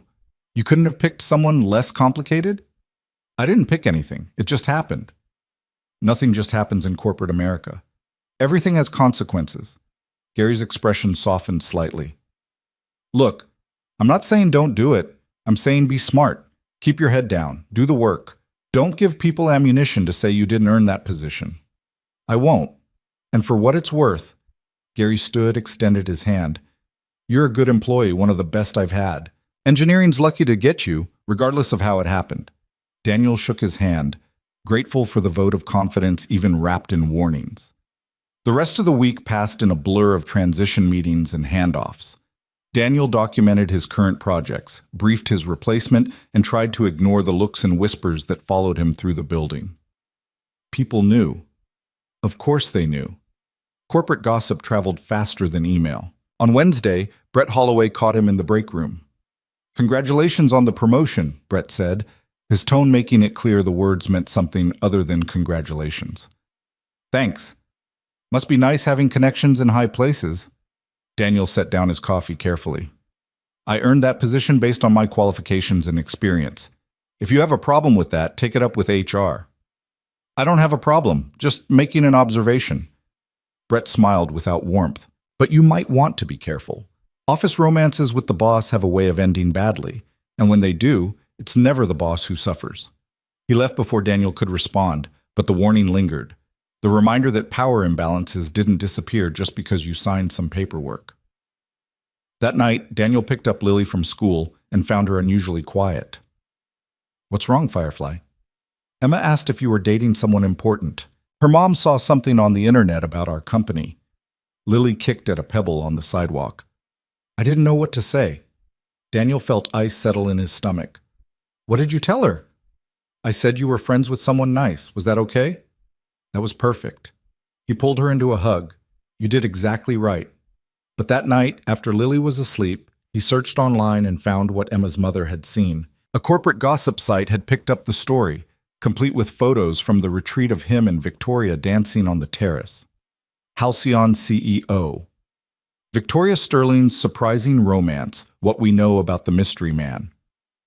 The article was mostly speculation and innuendo, but it had his name, his title, photos of him and Lily from the retreat that someone had taken and shared, his daughter's face on a gossip website because he dared to dance with someone above his station. Daniel called Victoria immediately. "I saw it," she said before he could speak. "PR is working on it. They'll have it taken down by morning." "They have pictures of Lily." "I know. I'm sorry. I should have anticipated this." "How could you anticipate corporate gossip sites stalking a company retreat?" "Because this is what happens when you're visible, when you matter. People pay attention." Victoria's voice was strained. "I can have legal send a cease and desist for any photos involving your daughter. They can't publish images of minors without parental consent." "And what about images of me, of us?" "Those are harder. We're public figures now, at least in business circles. But I'll do whatever I can to protect your privacy." Daniel sat in his dark kitchen, staring at photos of himself and his daughter on a screen, feeling the full weight of what visibility cost. "Maybe this was a mistake," he said quietly. "Don't!" Victoria's voice was sharp. "Don't let them win. Don't let gossip and speculation make you doubt what we have." "I'm not doubting what we have. I'm doubting whether it's fair to Lily. She didn't sign up for this. Didn't agree to have her life scrutinized because her father fell for his boss. Then we protect her. We make it clear she's off limits. We control the narrative." "You can't control the narrative, Victoria. That's the whole point. Once it's out there, it has its own life." They were both quiet for a long moment. Then Victoria said, "Come over, please. Let's talk about this in person." "I can't leave Lily." "Bring her. I have a guest room. She can sleep while we figure this out." It was reckless, probably stupid, definitely complicated. Daniel woke Lily gently, told her they were going to visit Victoria, and drove across the city to an address in a neighborhood where buildings had doormen and views and security that actually worked. Victoria's apartment was on the 20th floor, all clean lines and expensive furniture and windows that framed the city like art. Lily's eyes went wide as she stepped inside. "This is like a castle," she whispered. "It's just an apartment," Victoria said, but she smiled. "The guest room is this way. You can sleep there if you're tired." "I'm not tired. Can I look at the view?" "Of course." While Lily pressed her face against the floor-to-ceiling windows, Victoria pulled Daniel into the kitchen. "I'm going to fix this," she said quietly. "Whatever it takes." "You can't fix people being cruel, can't fix them judging us." "I can make it clear that there will be consequences for harassing my employees or their families. I can have PR issue a statement. I can—" "Victoria, stop trying to solve this like a business problem. Then what do you want me to do?" "I want you to tell me the truth. Is this worth it? All the complications and scrutiny and gossip? Is what we have worth what it's costing?" Victoria looked at him for a long moment, and Daniel saw her struggle, saw the CEO who solved problems battle with the woman who'd admitted she didn't know the rules. Finally, she reached up and cupped his face in her hands. "Yes," she said simply. "You're worth it. What we have is worth it, and I'll fight anyone who tries to take it away." Daniel pulled her close, and they stood together in that expensive kitchen while his daughter marveled at city lights and the internet speculated about their lives. "Daddy? Victoria?" Lily's voice drifted from the living room. "Can I sleep here tonight? The guest bed is really soft." Daniel looked at Victoria, who nodded. "Yeah, Firefly, we can stay." They tucked Lily into the guest room, and she fell asleep almost immediately, exhausted from the day and the late-night adventure. Daniel and Victoria retreated to the living room, settling on the couch with glasses of wine neither of them really wanted. "I've never had someone stay before," Victoria said. Never let anyone into this space. It's a nice space. It's empty. She looked around at her carefully curated apartment. I filled it with expensive things to make it feel less lonely. Didn't work. It won't be empty tonight. Victoria leaned against him, and they sat in comfortable silence, watching the city breathe below them. Monday I start my new job, Daniel said. New office, new colleagues, new expectations. Everyone will be watching to see if I deserve to be there. You deserve to be there. I hope you're right. I am. Victoria sat up, turned to face him directly. But I need you to promise me something. What? Don't let their doubt become your doubt. Don't let them make you small again. Her eyes were fierce. You've spent years being invisible because it felt safer, but you're not invisible anymore. You're extraordinary, and I need you to believe that even when everyone else is trying to convince you otherwise. Daniel felt something shift in his chest. This woman who commanded boardrooms and built empires believed in him, saw something in him worth fighting for. Maybe it was time he started seeing it too. Okay, he said. I promise. They fell asleep on the couch together, and Daniel woke just before dawn to find Lily standing in the hallway, watching them with a small smile. You look happy, she whispered. Both of you, even sleeping. Come here, Firefly. She climbed onto the couch between them, and Victoria stirred, opening her eyes to find herself suddenly part of a pile of people that looked suspiciously like a family. Good morning, Victoria said, smiling at Lily. Good morning. Your couch is good for sleeping, but your guest bed is better. I'll remember that. Masha. They made breakfast together, Victoria attempting pancakes with mixed success, Lily offering helpful commentary on technique, Daniel managing damage control when things started to burn. It was chaotic and imperfect, and exactly the kind of morning Victoria's pristine apartment had never seen. And as Daniel watched his daughter teach Victoria the proper way to flip a pancake, he thought maybe Brett Holloway was wrong. Maybe some risks were worth taking. Maybe some fights were worth fighting. Maybe love, messy and complicated and inconvenient as it was, mattered more than safety. Monday morning arrived with the weight of new beginnings and old anxieties. Daniel stood outside the engineering department on the 14th floor, his employee badge feeling heavier than it should, and wondered if he'd made a terrible mistake. The gossip site article had been taken down, but screenshots lived forever. He'd seen them circulating on internal message boards, accompanied by speculation that ranged from salacious to outright cruel. Some people thought it was romantic. Most thought it was calculated. Almost everyone had an opinion about whether Daniel Hayes deserved to be where he was. He pushed through the glass doors. The engineering floor was different from facilities, brighter, more open, filled with people who designed systems rather than fixed them. Heads turned as he entered, conversations pausing just long enough to be noticeable before resuming at lower volumes. Marcus Chen's office was at the far end, and Marcus himself stood waiting at the door, a tall man in his 50s with steel gray hair and an expression that gave nothing away. Daniel Hayes, Marcus said, extending his hand. Welcome to engineering. Thank you for having me. Let's be clear about something from the start. Marcus gestured for Daniel to enter his office and close the door behind them. I don't care who you're dating. I care whether you can do the job. Victoria vouched for your technical expertise, but her endorsement only gets you in the door. What you do after that is on you.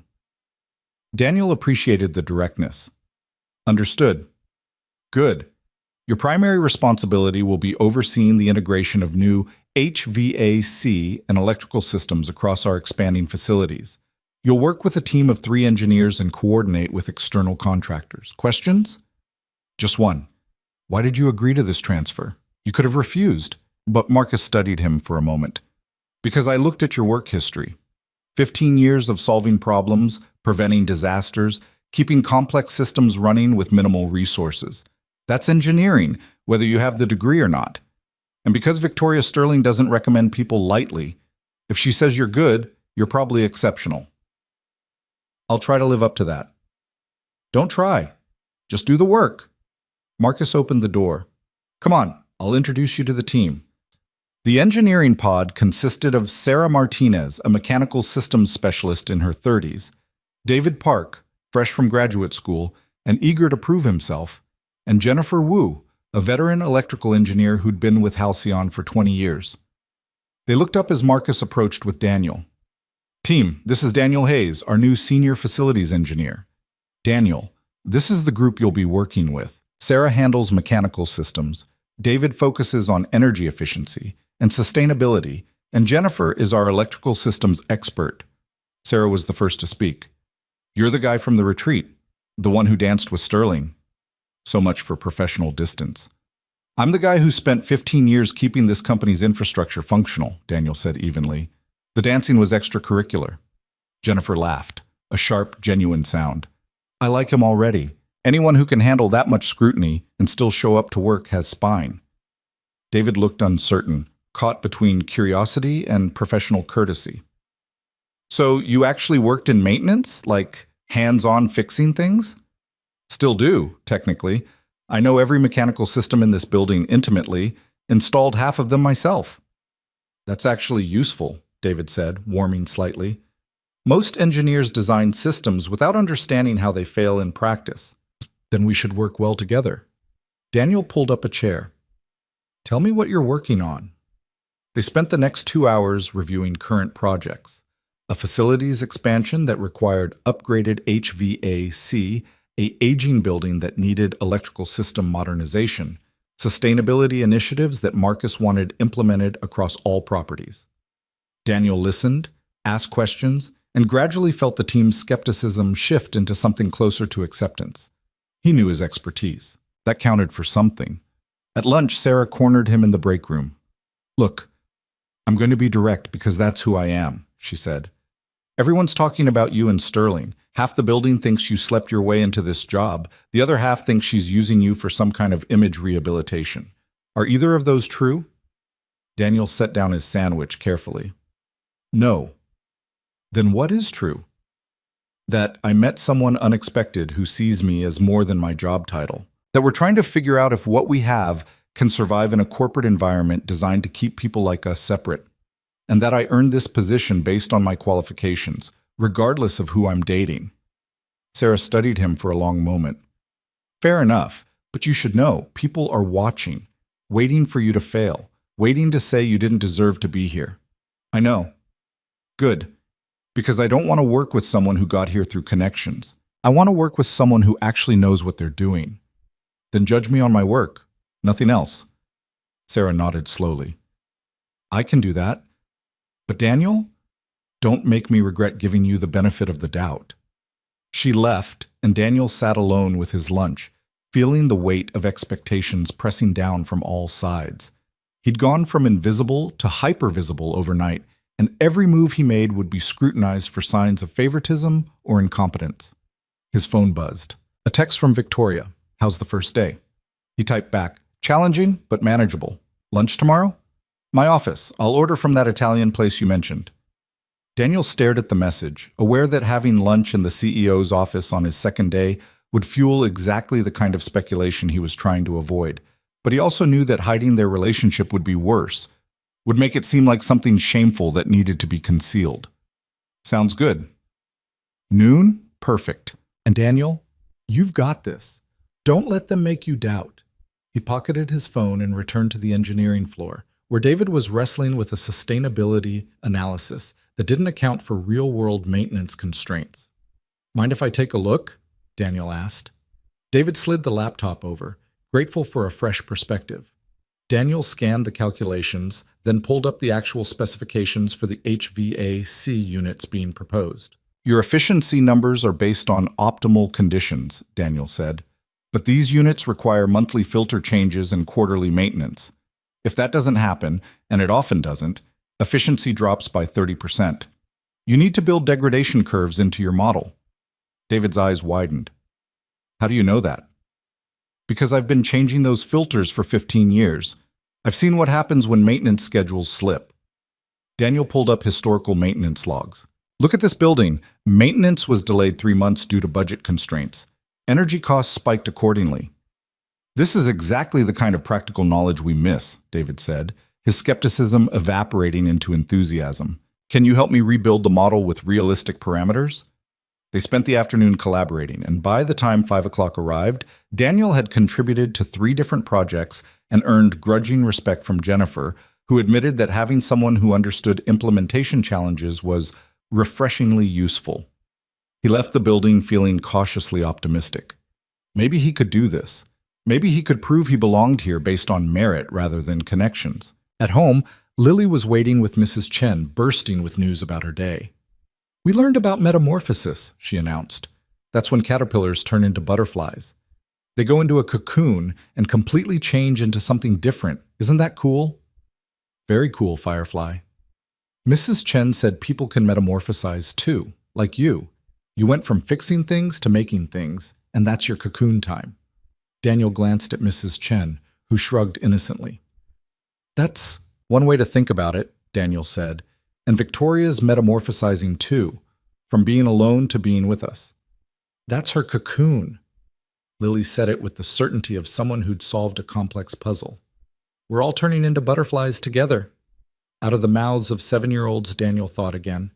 Simple truth dressed in metaphor. That night, after Lily was asleep, Daniel sat at his kitchen table and enrolled in the 2 remaining classes he needed to complete his engineering degree. Online courses through the state university, covered by Halcyon's tuition assistance program. If he pushed hard, he could finish by spring. His phone rang. Victoria. "How was it really?" she asked without preamble. "Honestly? Better than expected. The team is skeptical but willing to judge me on results. My supervisor doesn't care who I'm dating as long as I do the work. And I actually contributed something useful today." "Of course you did. I told you that you belonged there." "You did. I'm starting to believe it." Daniel paused. "But, Victoria, we need to talk about lunch tomorrow." "You want to cancel?" "No, I want to understand what we're doing.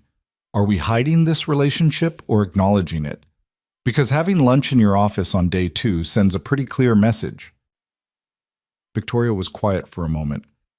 "You're right. We should meet somewhere neutral. The cafeteria, maybe. Make it clear this isn't about access or favoritism." "The cafeteria where everyone will see us and speculate anyway? At least it shows we're not hiding, that we're willing to be visible together in a professional setting." Daniel understood the logic, even if it made him uncomfortable. Visibility as a defense against accusations of impropriety. The idea that being seen together casually was better than being caught sneaking around.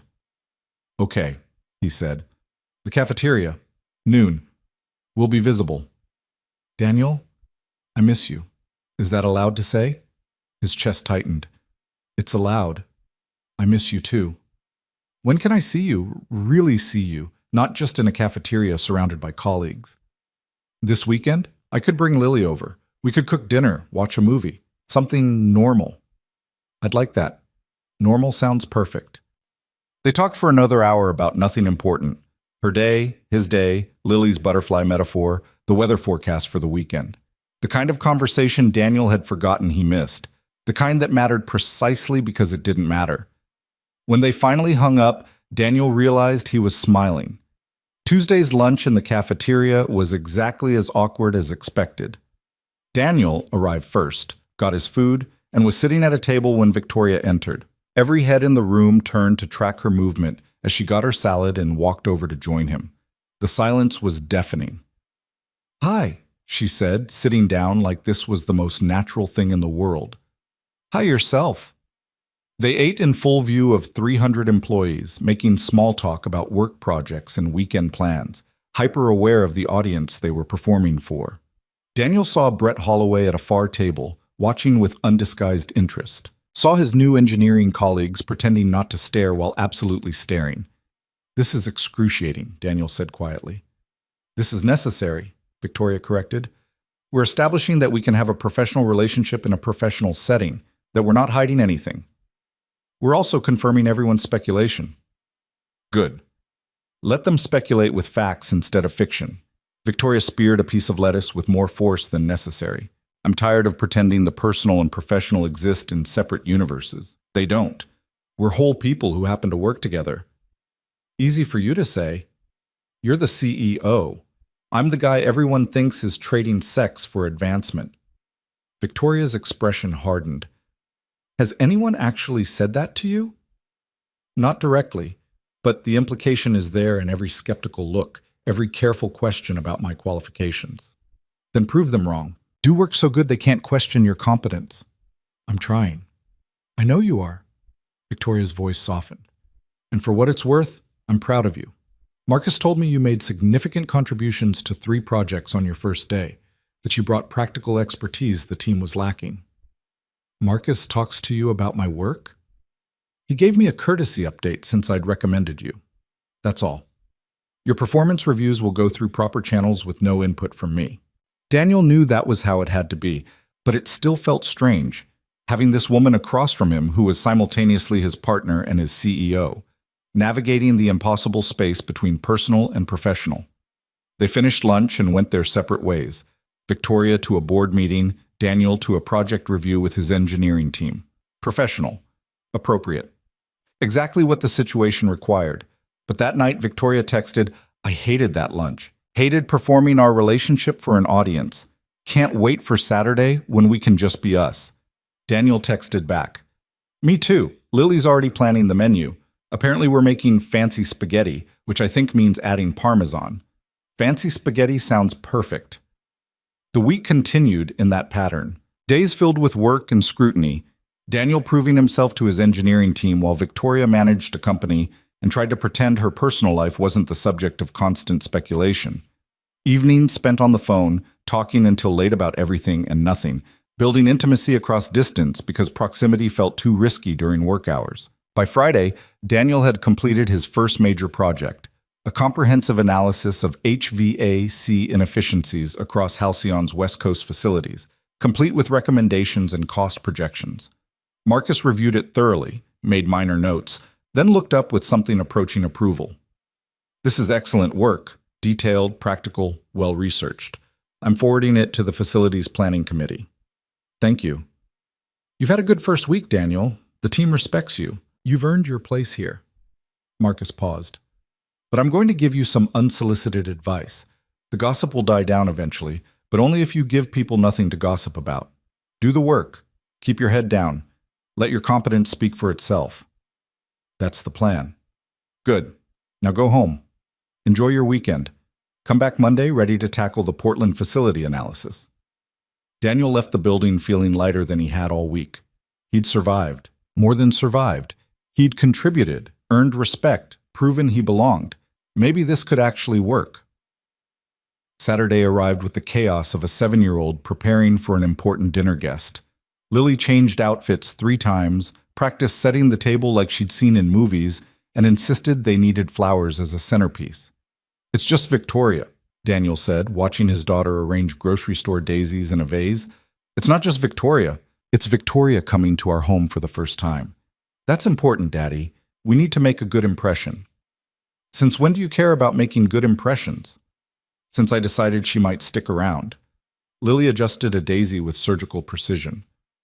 I want her to like our home, to want to come back. Daniel's chest tightened. You really like her, don't you? She's smart and funny, and she listens when I talk, and she makes you happy. Those are good reasons to like someone. Lily looked up at him. Is she going to be my mom? The question hit Daniel like a physical blow. Firefly, it's way too early to think about that. We've only known her a few weeks. But do you think she could be, eventually? Daniel crouched down to Lily's level. I think Victoria is someone special who's becoming important to both of us. But relationships take time to build. We need to go slow, make sure it's right. Okay, but I hope it's right. I hope she stays. Me too, Firefly. Victoria arrived at 6, carrying a bottle of wine and a children's book about ocean life. Lily answered the door and immediately launched into a tour of their small apartment, pointing out everything she deemed important. Her art projects on the refrigerator, the window where birds sometimes visited, the shelf where Daniel kept his old guitar. It's smaller than your place, Lily said matter-of-factly. But it's cozy. That's what Mrs. Chen calls it. Cozy. It's lovely, Victoria said, and she sounded like she meant it. It feels like a home. Mine feels like a hotel. They cooked dinner together, Daniel handling the pasta and sauce while Victoria and Lily made a salad with more enthusiasm than technique. Lily insisted on giving Victoria a cooking lesson, complete with instructions on proper tomato cutting form. You're doing it wrong, Lily announced. You have to cut them into smile shapes, not squares. Smile shapes. Got it. Victoria adjusted her cutting pattern, and Daniel watched them together, his daughter teaching this powerful CEO the proper way to cut tomatoes, and felt something settle in his chest. This was what normal felt like, what family felt like. They ate at the small kitchen table, Lily dominating the conversation with stories about school and her latest obsession with metamorphosis. Victoria listened with genuine interest, asking questions that made Lily light up with the joy of being taken seriously. After dinner, they settled on the couch to watch a movie Lily had selected, something animated about fish and friendship. Lily positioned herself between Daniel and Victoria, a bridge connecting them. Halfway through the movie, Lily fell asleep, her head on Victoria's shoulder. "She's out," Victoria whispered. She was running on pure excitement. It finally caught up with her. Daniel carefully lifted Lily and carried her to her bedroom, tucking her in with the practiced ease of 8 years of single parenthood. When he returned to the living room, Victoria was looking at the photos on his bookshelf, pictures of Lily at various ages, a few of Daniel's parents before they passed, one wedding photo he'd kept for Lily's sake. "That's Jennifer," Daniel said, coming to stand beside her. "Lily's mother. She's beautiful." She was, probably still is, wherever she is. Daniel picked up the frame, studied the image of two people who'd thought they knew what forever meant. "I used to be angry that she left. Now I'm just grateful she gave me Lily." Victoria turned to face him. "Do you ever wonder if you could have made it work? If you'd tried harder, been different somehow?" "Not anymore. Jennifer needed something I couldn't give her, freedom from responsibility, a life that wasn't defined by motherhood. I couldn't fix that without asking her to be someone she wasn't." "Do you think people can change, fundamentally?" Daniel heard the real question beneath the surface. "I think people can grow, can learn new ways of being, but fundamental change? That's rare. Why?" "Because I've spent 15 years being one kind of person, driven, controlled, defined by professional success. And now I'm trying to be someone else, someone who has room for more than work. I don't know if that's growth or just wishful thinking." Daniel reached for her hand. "What do you want to be?" "Someone who belongs here," Victoria gestured to his small apartment. "In spaces like this, with people like you and Lily. Someone who knows how to just exist without optimizing or strategizing or performing." "You were doing fine tonight." The tomato cutting lesson was particularly authentic. Victoria laughed quietly. "Lily is an excellent teacher, very exacting standards. She likes you, really likes you. I like her too. She's extraordinary." Victoria squeezed his hand. "She asked me earlier, while you were making the sauce, if I was going to be her mom." Daniel's stomach dropped. "What did you tell her?" "I told her that I cared about her very much, and that relationships take time to build, but that I hoped we'd be in each other's lives for a long time." Victoria met his eyes. "Was that okay?" "That was perfect. Thank you for not making promises we can't keep yet." "I don't make promises I can't keep. Ever." Victoria's voice was serious. "If I tell Lily I'm staying, I'll stay. That's why I'm being careful with my words." Daniel pulled her closer, and they stood together in his living room surrounded by the accumulated evidence of his life. The photos, the worn furniture, the small spaces where he and Lily had built their world. "I know this is fast," he said. "I know we should probably slow down, be more cautious. But, Victoria, I'm falling for you. Have been since that first moment on the beach, when you let Lily teach you about tide pools. I'm falling for you too, both of you." Victoria rested her forehead against his. "And it terrifies me.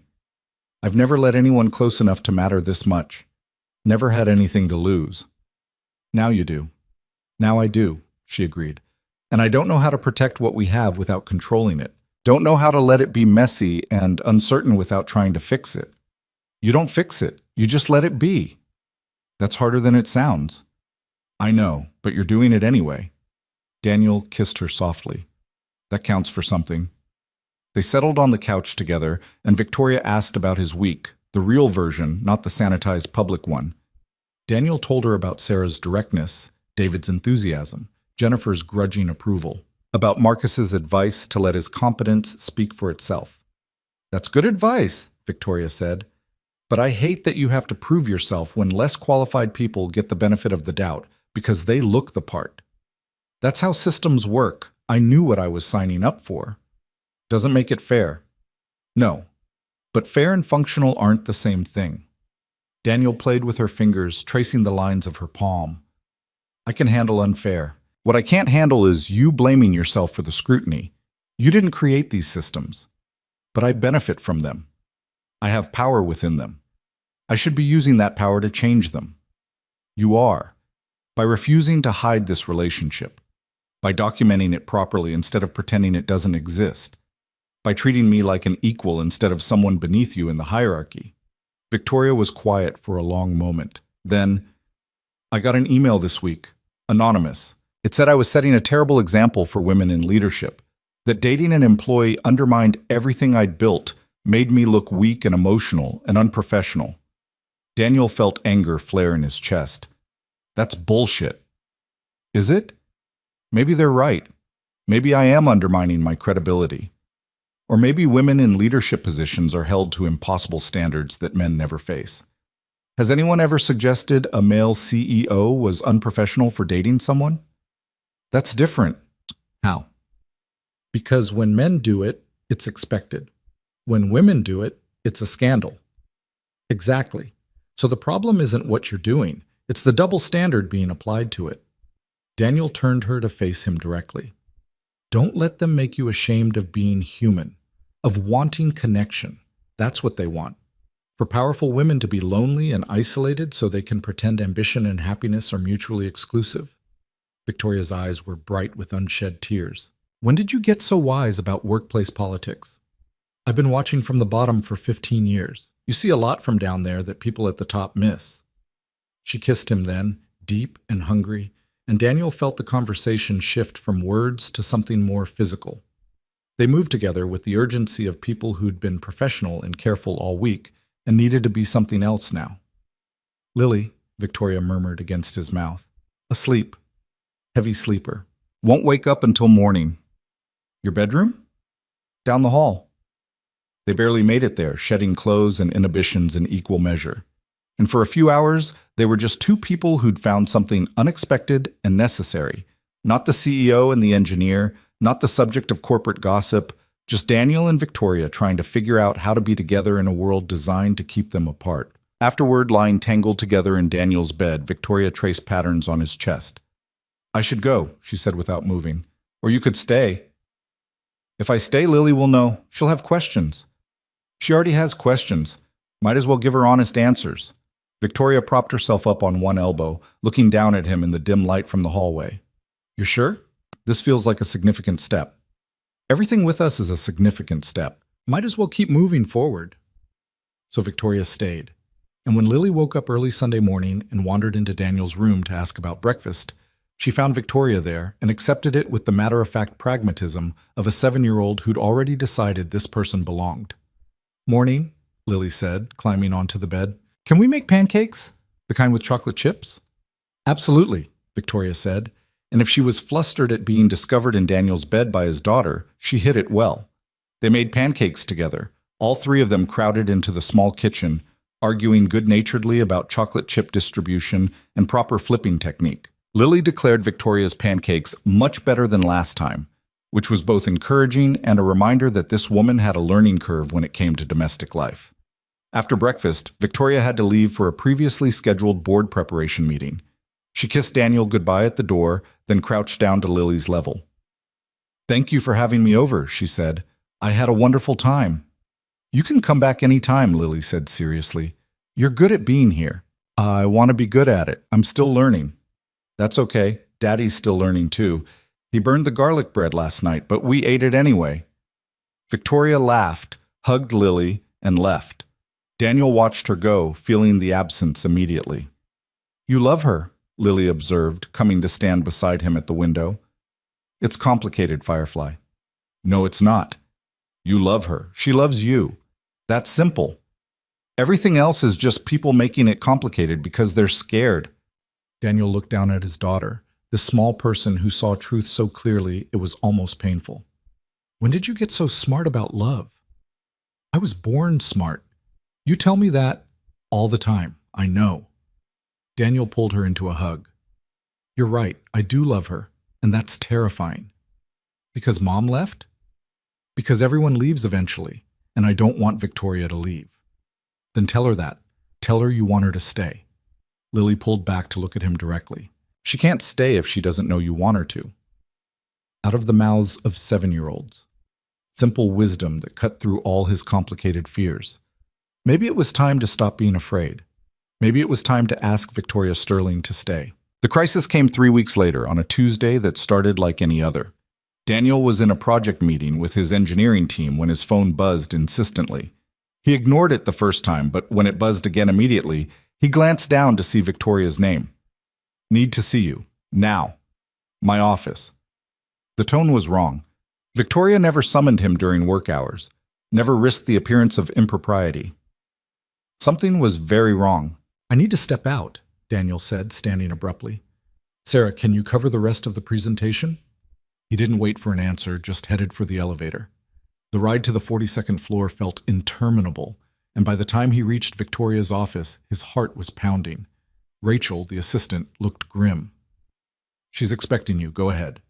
Victoria stood at her window, back to the door, posture rigid in a way that screamed controlled fury. What happened? Daniel asked, closing the door behind him. The board happened. Specifically, 3 board members who've decided our relationship is a liability they can't tolerate. Victoria turned, and Daniel saw the ice in her expression, the CEO fully armored and ready for war. They're demanding I end it, or they'll call for a vote of no confidence. Daniel felt the floor tilt beneath him. They can do that? They can try. Whether they'd succeed is another question, but the threat alone is damaging. Victoria crossed to her desk, pulled up an email, turned the screen toward him. Read it. The email was from Lawrence fucking Whitmore, one of the company's founding board members. The language was professional, but the message was clear.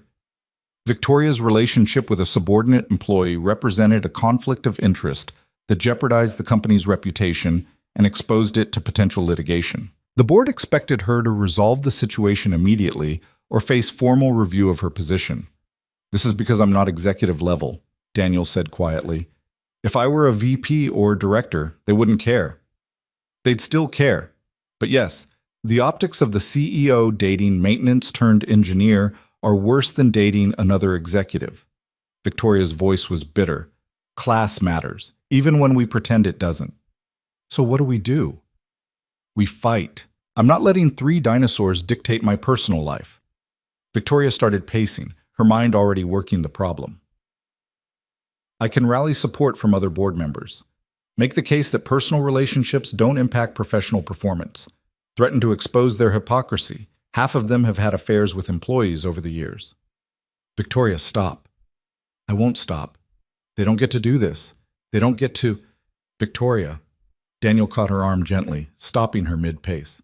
Listen to me. If you fight this, you risk everything you've built, the company you spent 15 years creating. And for what? To prove a point? To prove that I get to choose my own life, that power doesn't mean isolation. Her eyes flashed. And yes, to prove a point. That the rules are different for women, and that's unacceptable. I agree with all of that. But is this the hill you want to die on? Victoria stared at him, and Daniel saw the moment she understood what he was really saying. You're asking me to choose, she said softly, between you and the company. I'm saying we need to be realistic about the costs. If you fight the board and lose, you lose everything. If you fight and win, you're damaged. Either way, the company suffers. Your employees suffer. And if I end this, if I let them win, then they suffer too because they learn that powerful women have to sacrifice personal happiness to maintain professional credibility. Daniel pulled her close, feeling her rigid posture slowly soften against him. This isn't fair. Any of it. No, it's not. Victoria's voice was muffled against his chest. But nothing about this has been fair from the start. The scrutiny you've faced. The questions about your competence. The way I have to constantly prove that my feelings don't influence my professional judgment. They stood together in that office high above the city, both of them feeling the weight of systems larger than themselves pressing down. There's another option, Daniel said finally. One you're not going to like. Tell me anyway. I leave Halcyon, find another job where we don't work for the same company, remove the conflict of interest entirely. Victoria pulled back sharply. No, absolutely not. You just started building your career here. You earned that engineering position. I won't let you sacrifice it. It's not a sacrifice if I'm choosing it, if it means we get to keep what we have without destroying what you've built. You'd give up everything you've worked for. The degree you're finishing, the team you're building with, the career trajectory you finally have access to. I'd give it up for you, for us, for Lily, who's already planning what we're doing next weekend and keeps asking when Victoria's coming over again. Daniel cupped her face in his hands. The job matters, but it doesn't matter as much as you do. Victoria's eyes filled with tears she wouldn't let fall. That's not fair. You shouldn't have to choose between your career and your relationship. Neither should you, but here we are. She kissed him then, fierce and desperate, like she was trying to memorize the feeling. When they finally broke apart, she rested her forehead against his. I need 24 hours, she said, to think, to strategize, to find a solution that doesn't require either of us to sacrifice everything. Take whatever time you need.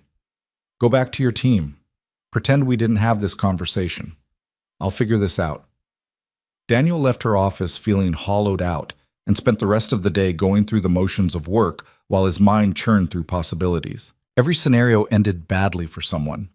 Either Victoria lost her company, or he lost his career, or they lost each other. By the time he picked up Lily from school, exhaustion had settled deep in his bones.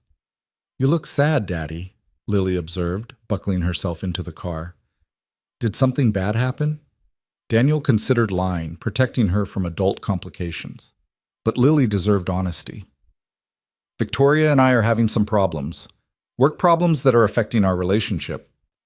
Because she's your boss and people think that's weird? Something like that. That's dumb. Love doesn't care about bosses and employees. It just is. Lily kicked her feet against the seat. Are you going to break up? The question hit like a punch. I don't know, Firefly. I hope not. Then fight for her. That's what people do when they love each other. They fight. It's not that simple.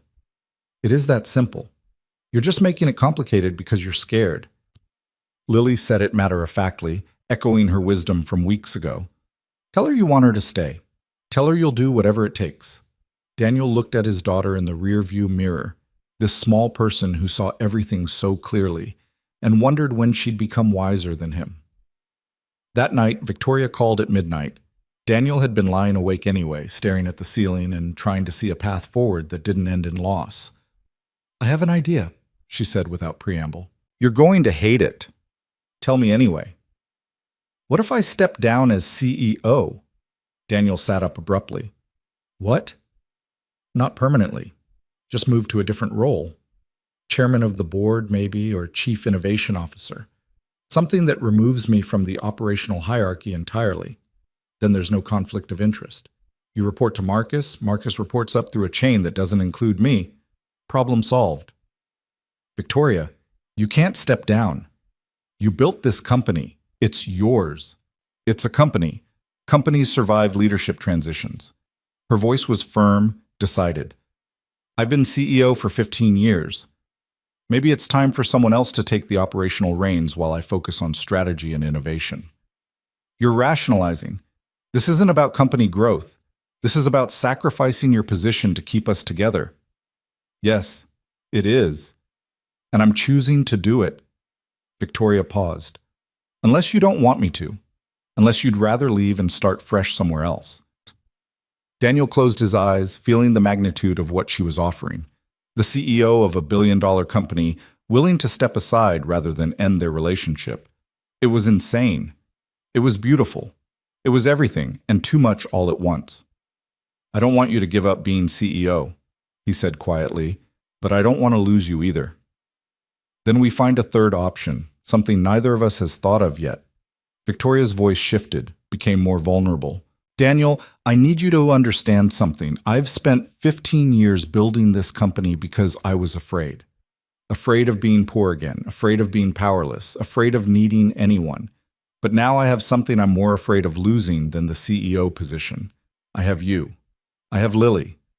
I have the possibility of a life that's bigger than quarterly earnings and board meetings. You really mean that? I really mean that. So help me figure out how to have both, how to keep the company healthy while also keeping us intact. They talked until 3 a.m, running scenarios and examining options. By the time they hung up, they had the outline of a plan that was either brilliant or completely insane. The next morning, Victoria called an emergency board meeting. Daniel wasn't there, but Victoria texted him updates throughout. Presenting restructuring proposal now. Whitmore is apoplectic. Good. Vote pending. This could go either way. They're caucusing. I think we might have it. The final text came at 2 p.m. It passed. I'm now executive chair. Promoted Patricia Sullivan to CEO. You and I no longer have any reporting relationship. The board agreed. Conflict of interest is resolved. Daniel stared at the message, trying to process what Victoria had just done. She'd reorganized the entire executive structure of Halcyon Technologies to eliminate the conflict between them. Promoted her COO to CEO, while retaining ultimate strategic authority as executive chair. It was an elegant solution that preserved her influence while removing the direct power dynamic. It was also unprecedented and potentially career-limiting. He called her immediately.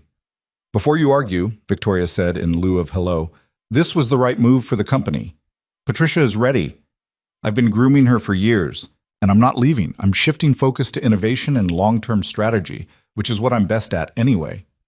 And the board accepted this? They accepted it because the alternative was a public fight that would damage the company's reputation, and because I made it clear that if they forced me to choose between my personal life and my professional life, I would choose my personal life and take my shares with me. You threatened to leave entirely. I made my priorities clear. There's a difference. Victoria's voice softened. Daniel, I meant what I said. I'd rather have you and step down than have the CEO title and be alone. This way, I get both. The company gets strong leadership, you keep your career, and we get to be together without ethical complications. People will say you did this for me, that you let a relationship compromise your professional judgment. Let them say it. I did this for me, because I finally figured out what actually matters. She paused. Can you take a long lunch? Meet me somewhere? I need to see you. Where? The park near your office. The one with the fountain. 30 minutes? Daniel found her sitting on a bench, watching water cascade over stone, looking more relaxed than he'd seen her in weeks. She stood as he approached, and he pulled her into his arms without caring who might see. You're insane, he said into her hair. Completely insane. Probably, but I'm also happy. For the first time in 15 years, I'm actually happy. They sat together on that bench and Victoria explained the restructuring in detail, how Patricia would handle day-to-day operations while Victoria focused on innovation, new market development, and long-term strategic planning. How the board had actually been impressed with the transition plan, seeing it as a natural evolution for a maturing company. How the conflict of interest was genuinely resolved because Victoria no longer had any operational authority over Daniel's division. Patricia's first act as CEO was to approve your promotion to lead facilities engineer, Victoria added, based on Marcus's recommendation and your performance reviews, completely independent of me, 25% raise, expanded responsibilities, direct reports. Daniel stared at her. I've been in engineering for 3 weeks. And you've already made significant contributions. Marcus says you're exactly the kind of practical expertise they need at the leadership level. Victoria smiled. You earned this, Daniel, on your own merit. I had nothing to do with it. People won't believe that. Then prove them wrong. Keep doing excellent work. Keep earning your place. She took his hand. We're going to face scrutiny for a long time. People questioning whether you deserve your success, whether I'm thinking clearly, whether this whole thing is appropriate. But I'm done caring what they think. I care about building a life with you and Lily. Everything else is just noise. Daniel kissed her there in the park, in full daylight, not caring who saw or what they thought. Because Victoria was right. Everything else was just noise.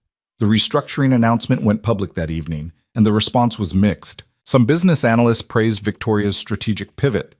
Others questioned whether personal relationships had influenced the decision.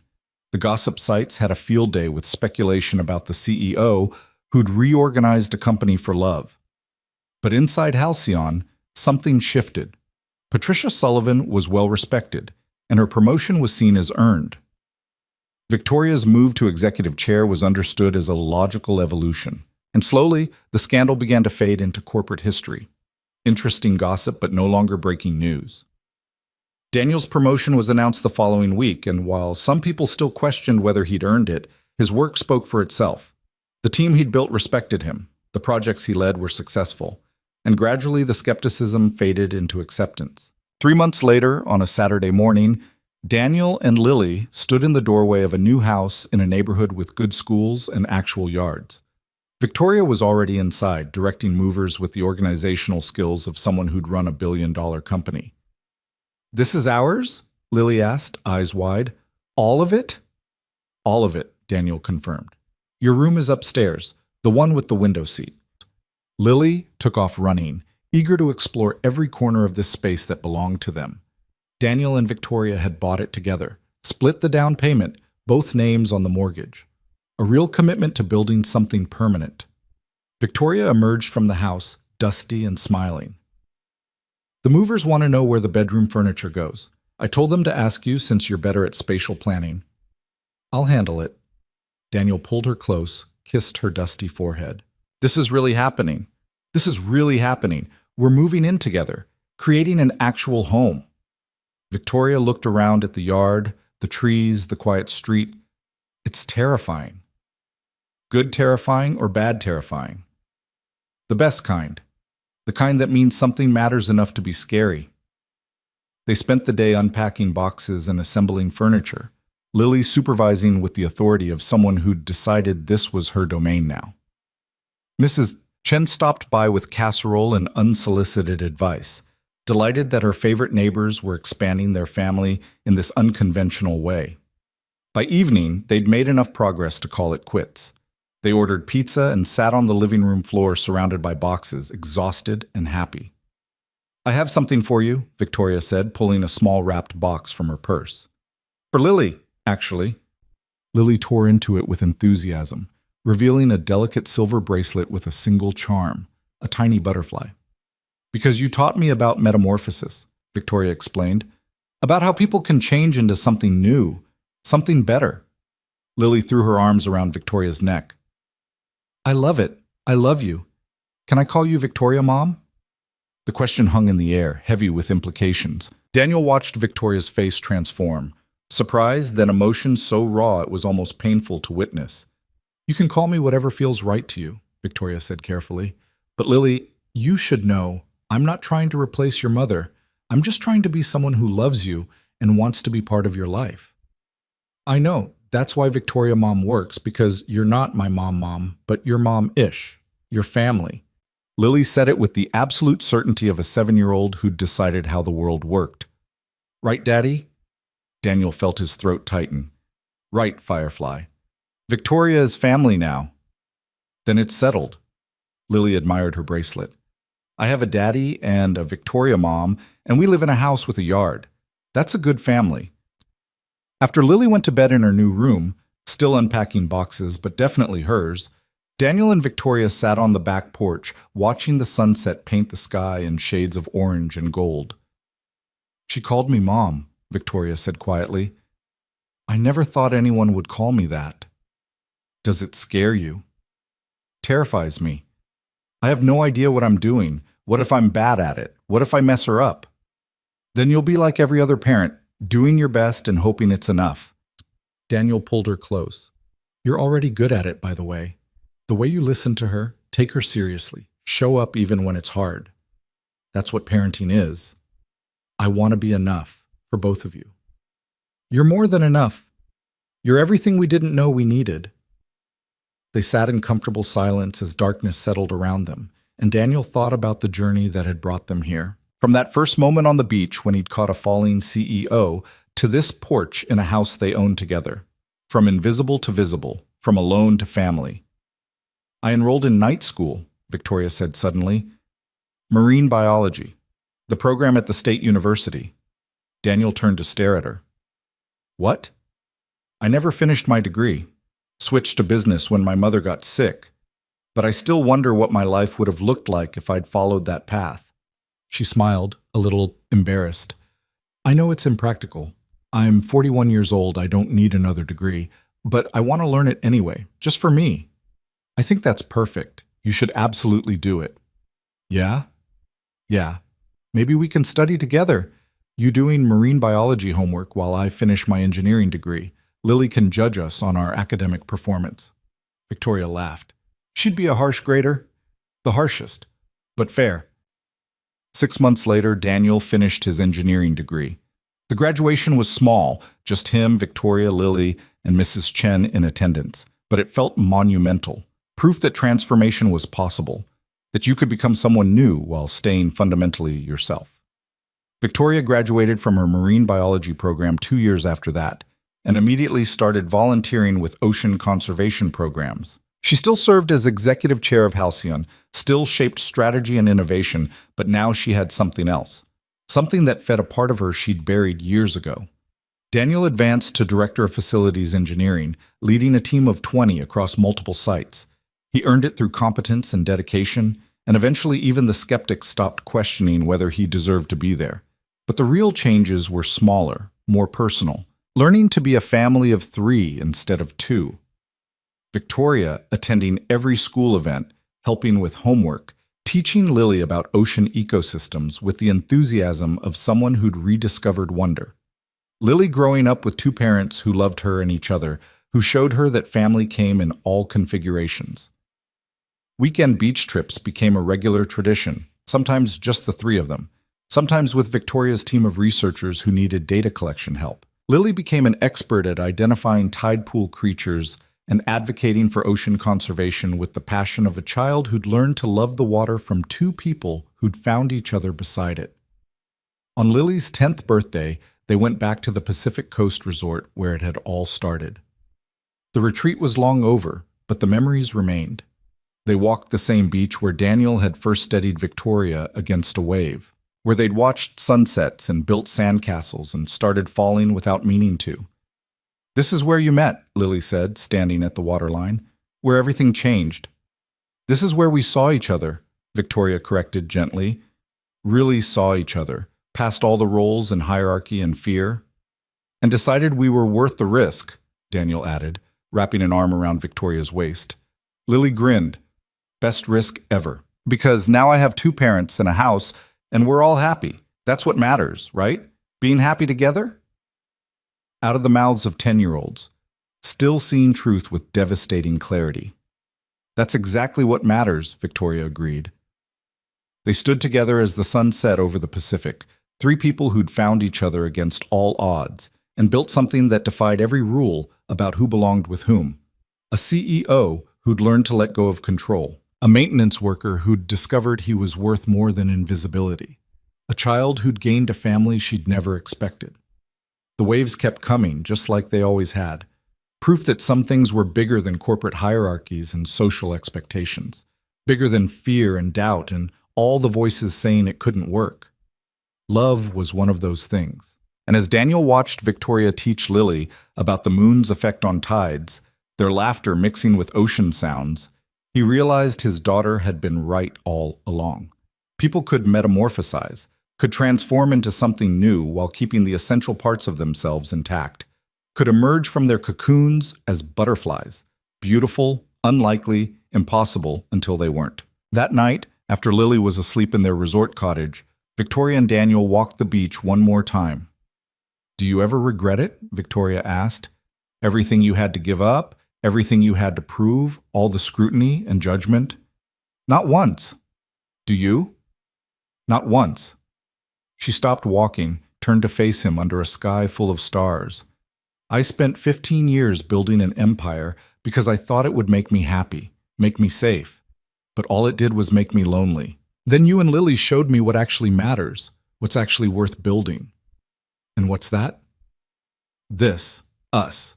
A life where success isn't measured in quarterly earnings, but in moments like this, where power isn't about control, but about choosing each other every day, despite how hard it is. Daniel pulled her close, kissed her like they had all the time in the world, because they did now. Because they'd fought for it and earned it and refused to let go. "I love you," he said. "Both of you. My family." "I love you too. Both of you. My family." Victoria rested her head against his chest, listened to his heartbeat mix with ocean sounds. "Thank you for catching me that day, for seeing me, for being brave enough to try when everything said we shouldn't. Thank you for letting yourself fall, for choosing us over safety, for being brave enough to want more than what you had." They walked back to the cottage holding hands, and Daniel thought about all the moments that had led them here, the invisible life he'd lived before, the scared woman Victoria had been beneath her armor, the risks they'd taken, the costs they'd paid, the rules they'd broken. It had been worth it. Every difficult moment, every judgment, every sacrifice. Because now he had this, a partner who saw him, a daughter who thrived, a life built on courage instead of fear. The next morning, they packed up to leave. Lily wanted one final walk on the beach, and they indulged her, watching as she collected shells and chased waves with the same joy she'd shown 3 years ago. "She's happy," Victoria observed. "Really, genuinely happy." "So am I," Daniel said. "So are you." "So are we." Victoria squeezed his hand. "All of us together." They walked toward the car, leaving footprints in wet sand that the ocean would erase in minutes. But the memories would remain, of how 3 people found each other in unlikely circumstances and built something real from impossible odds, of how an invisible man became visible, how a lonely CEO learned to connect, how a child gained the family she deserved, of how love, when you were brave enough to fight for it, could transform everything. As they drove away from the coast, Lily fell asleep in the back seat, her butterfly bracelet catching the sunlight. Victoria reached over and took Daniel's hand, and he smiled because this was what forever looked like. Not perfect or simple or without challenges, but real and worth it, and theirs. They were going home, to the house they'd bought together, to the life they'd built, to the future they were creating one brave choice at a time. And Daniel Hayes, who'd once lived his life trying to be invisible, had never felt more seen, more valued, more completely and impossibly himself. It was everything he'd never dared to hope for. It was family. It was love. It was home.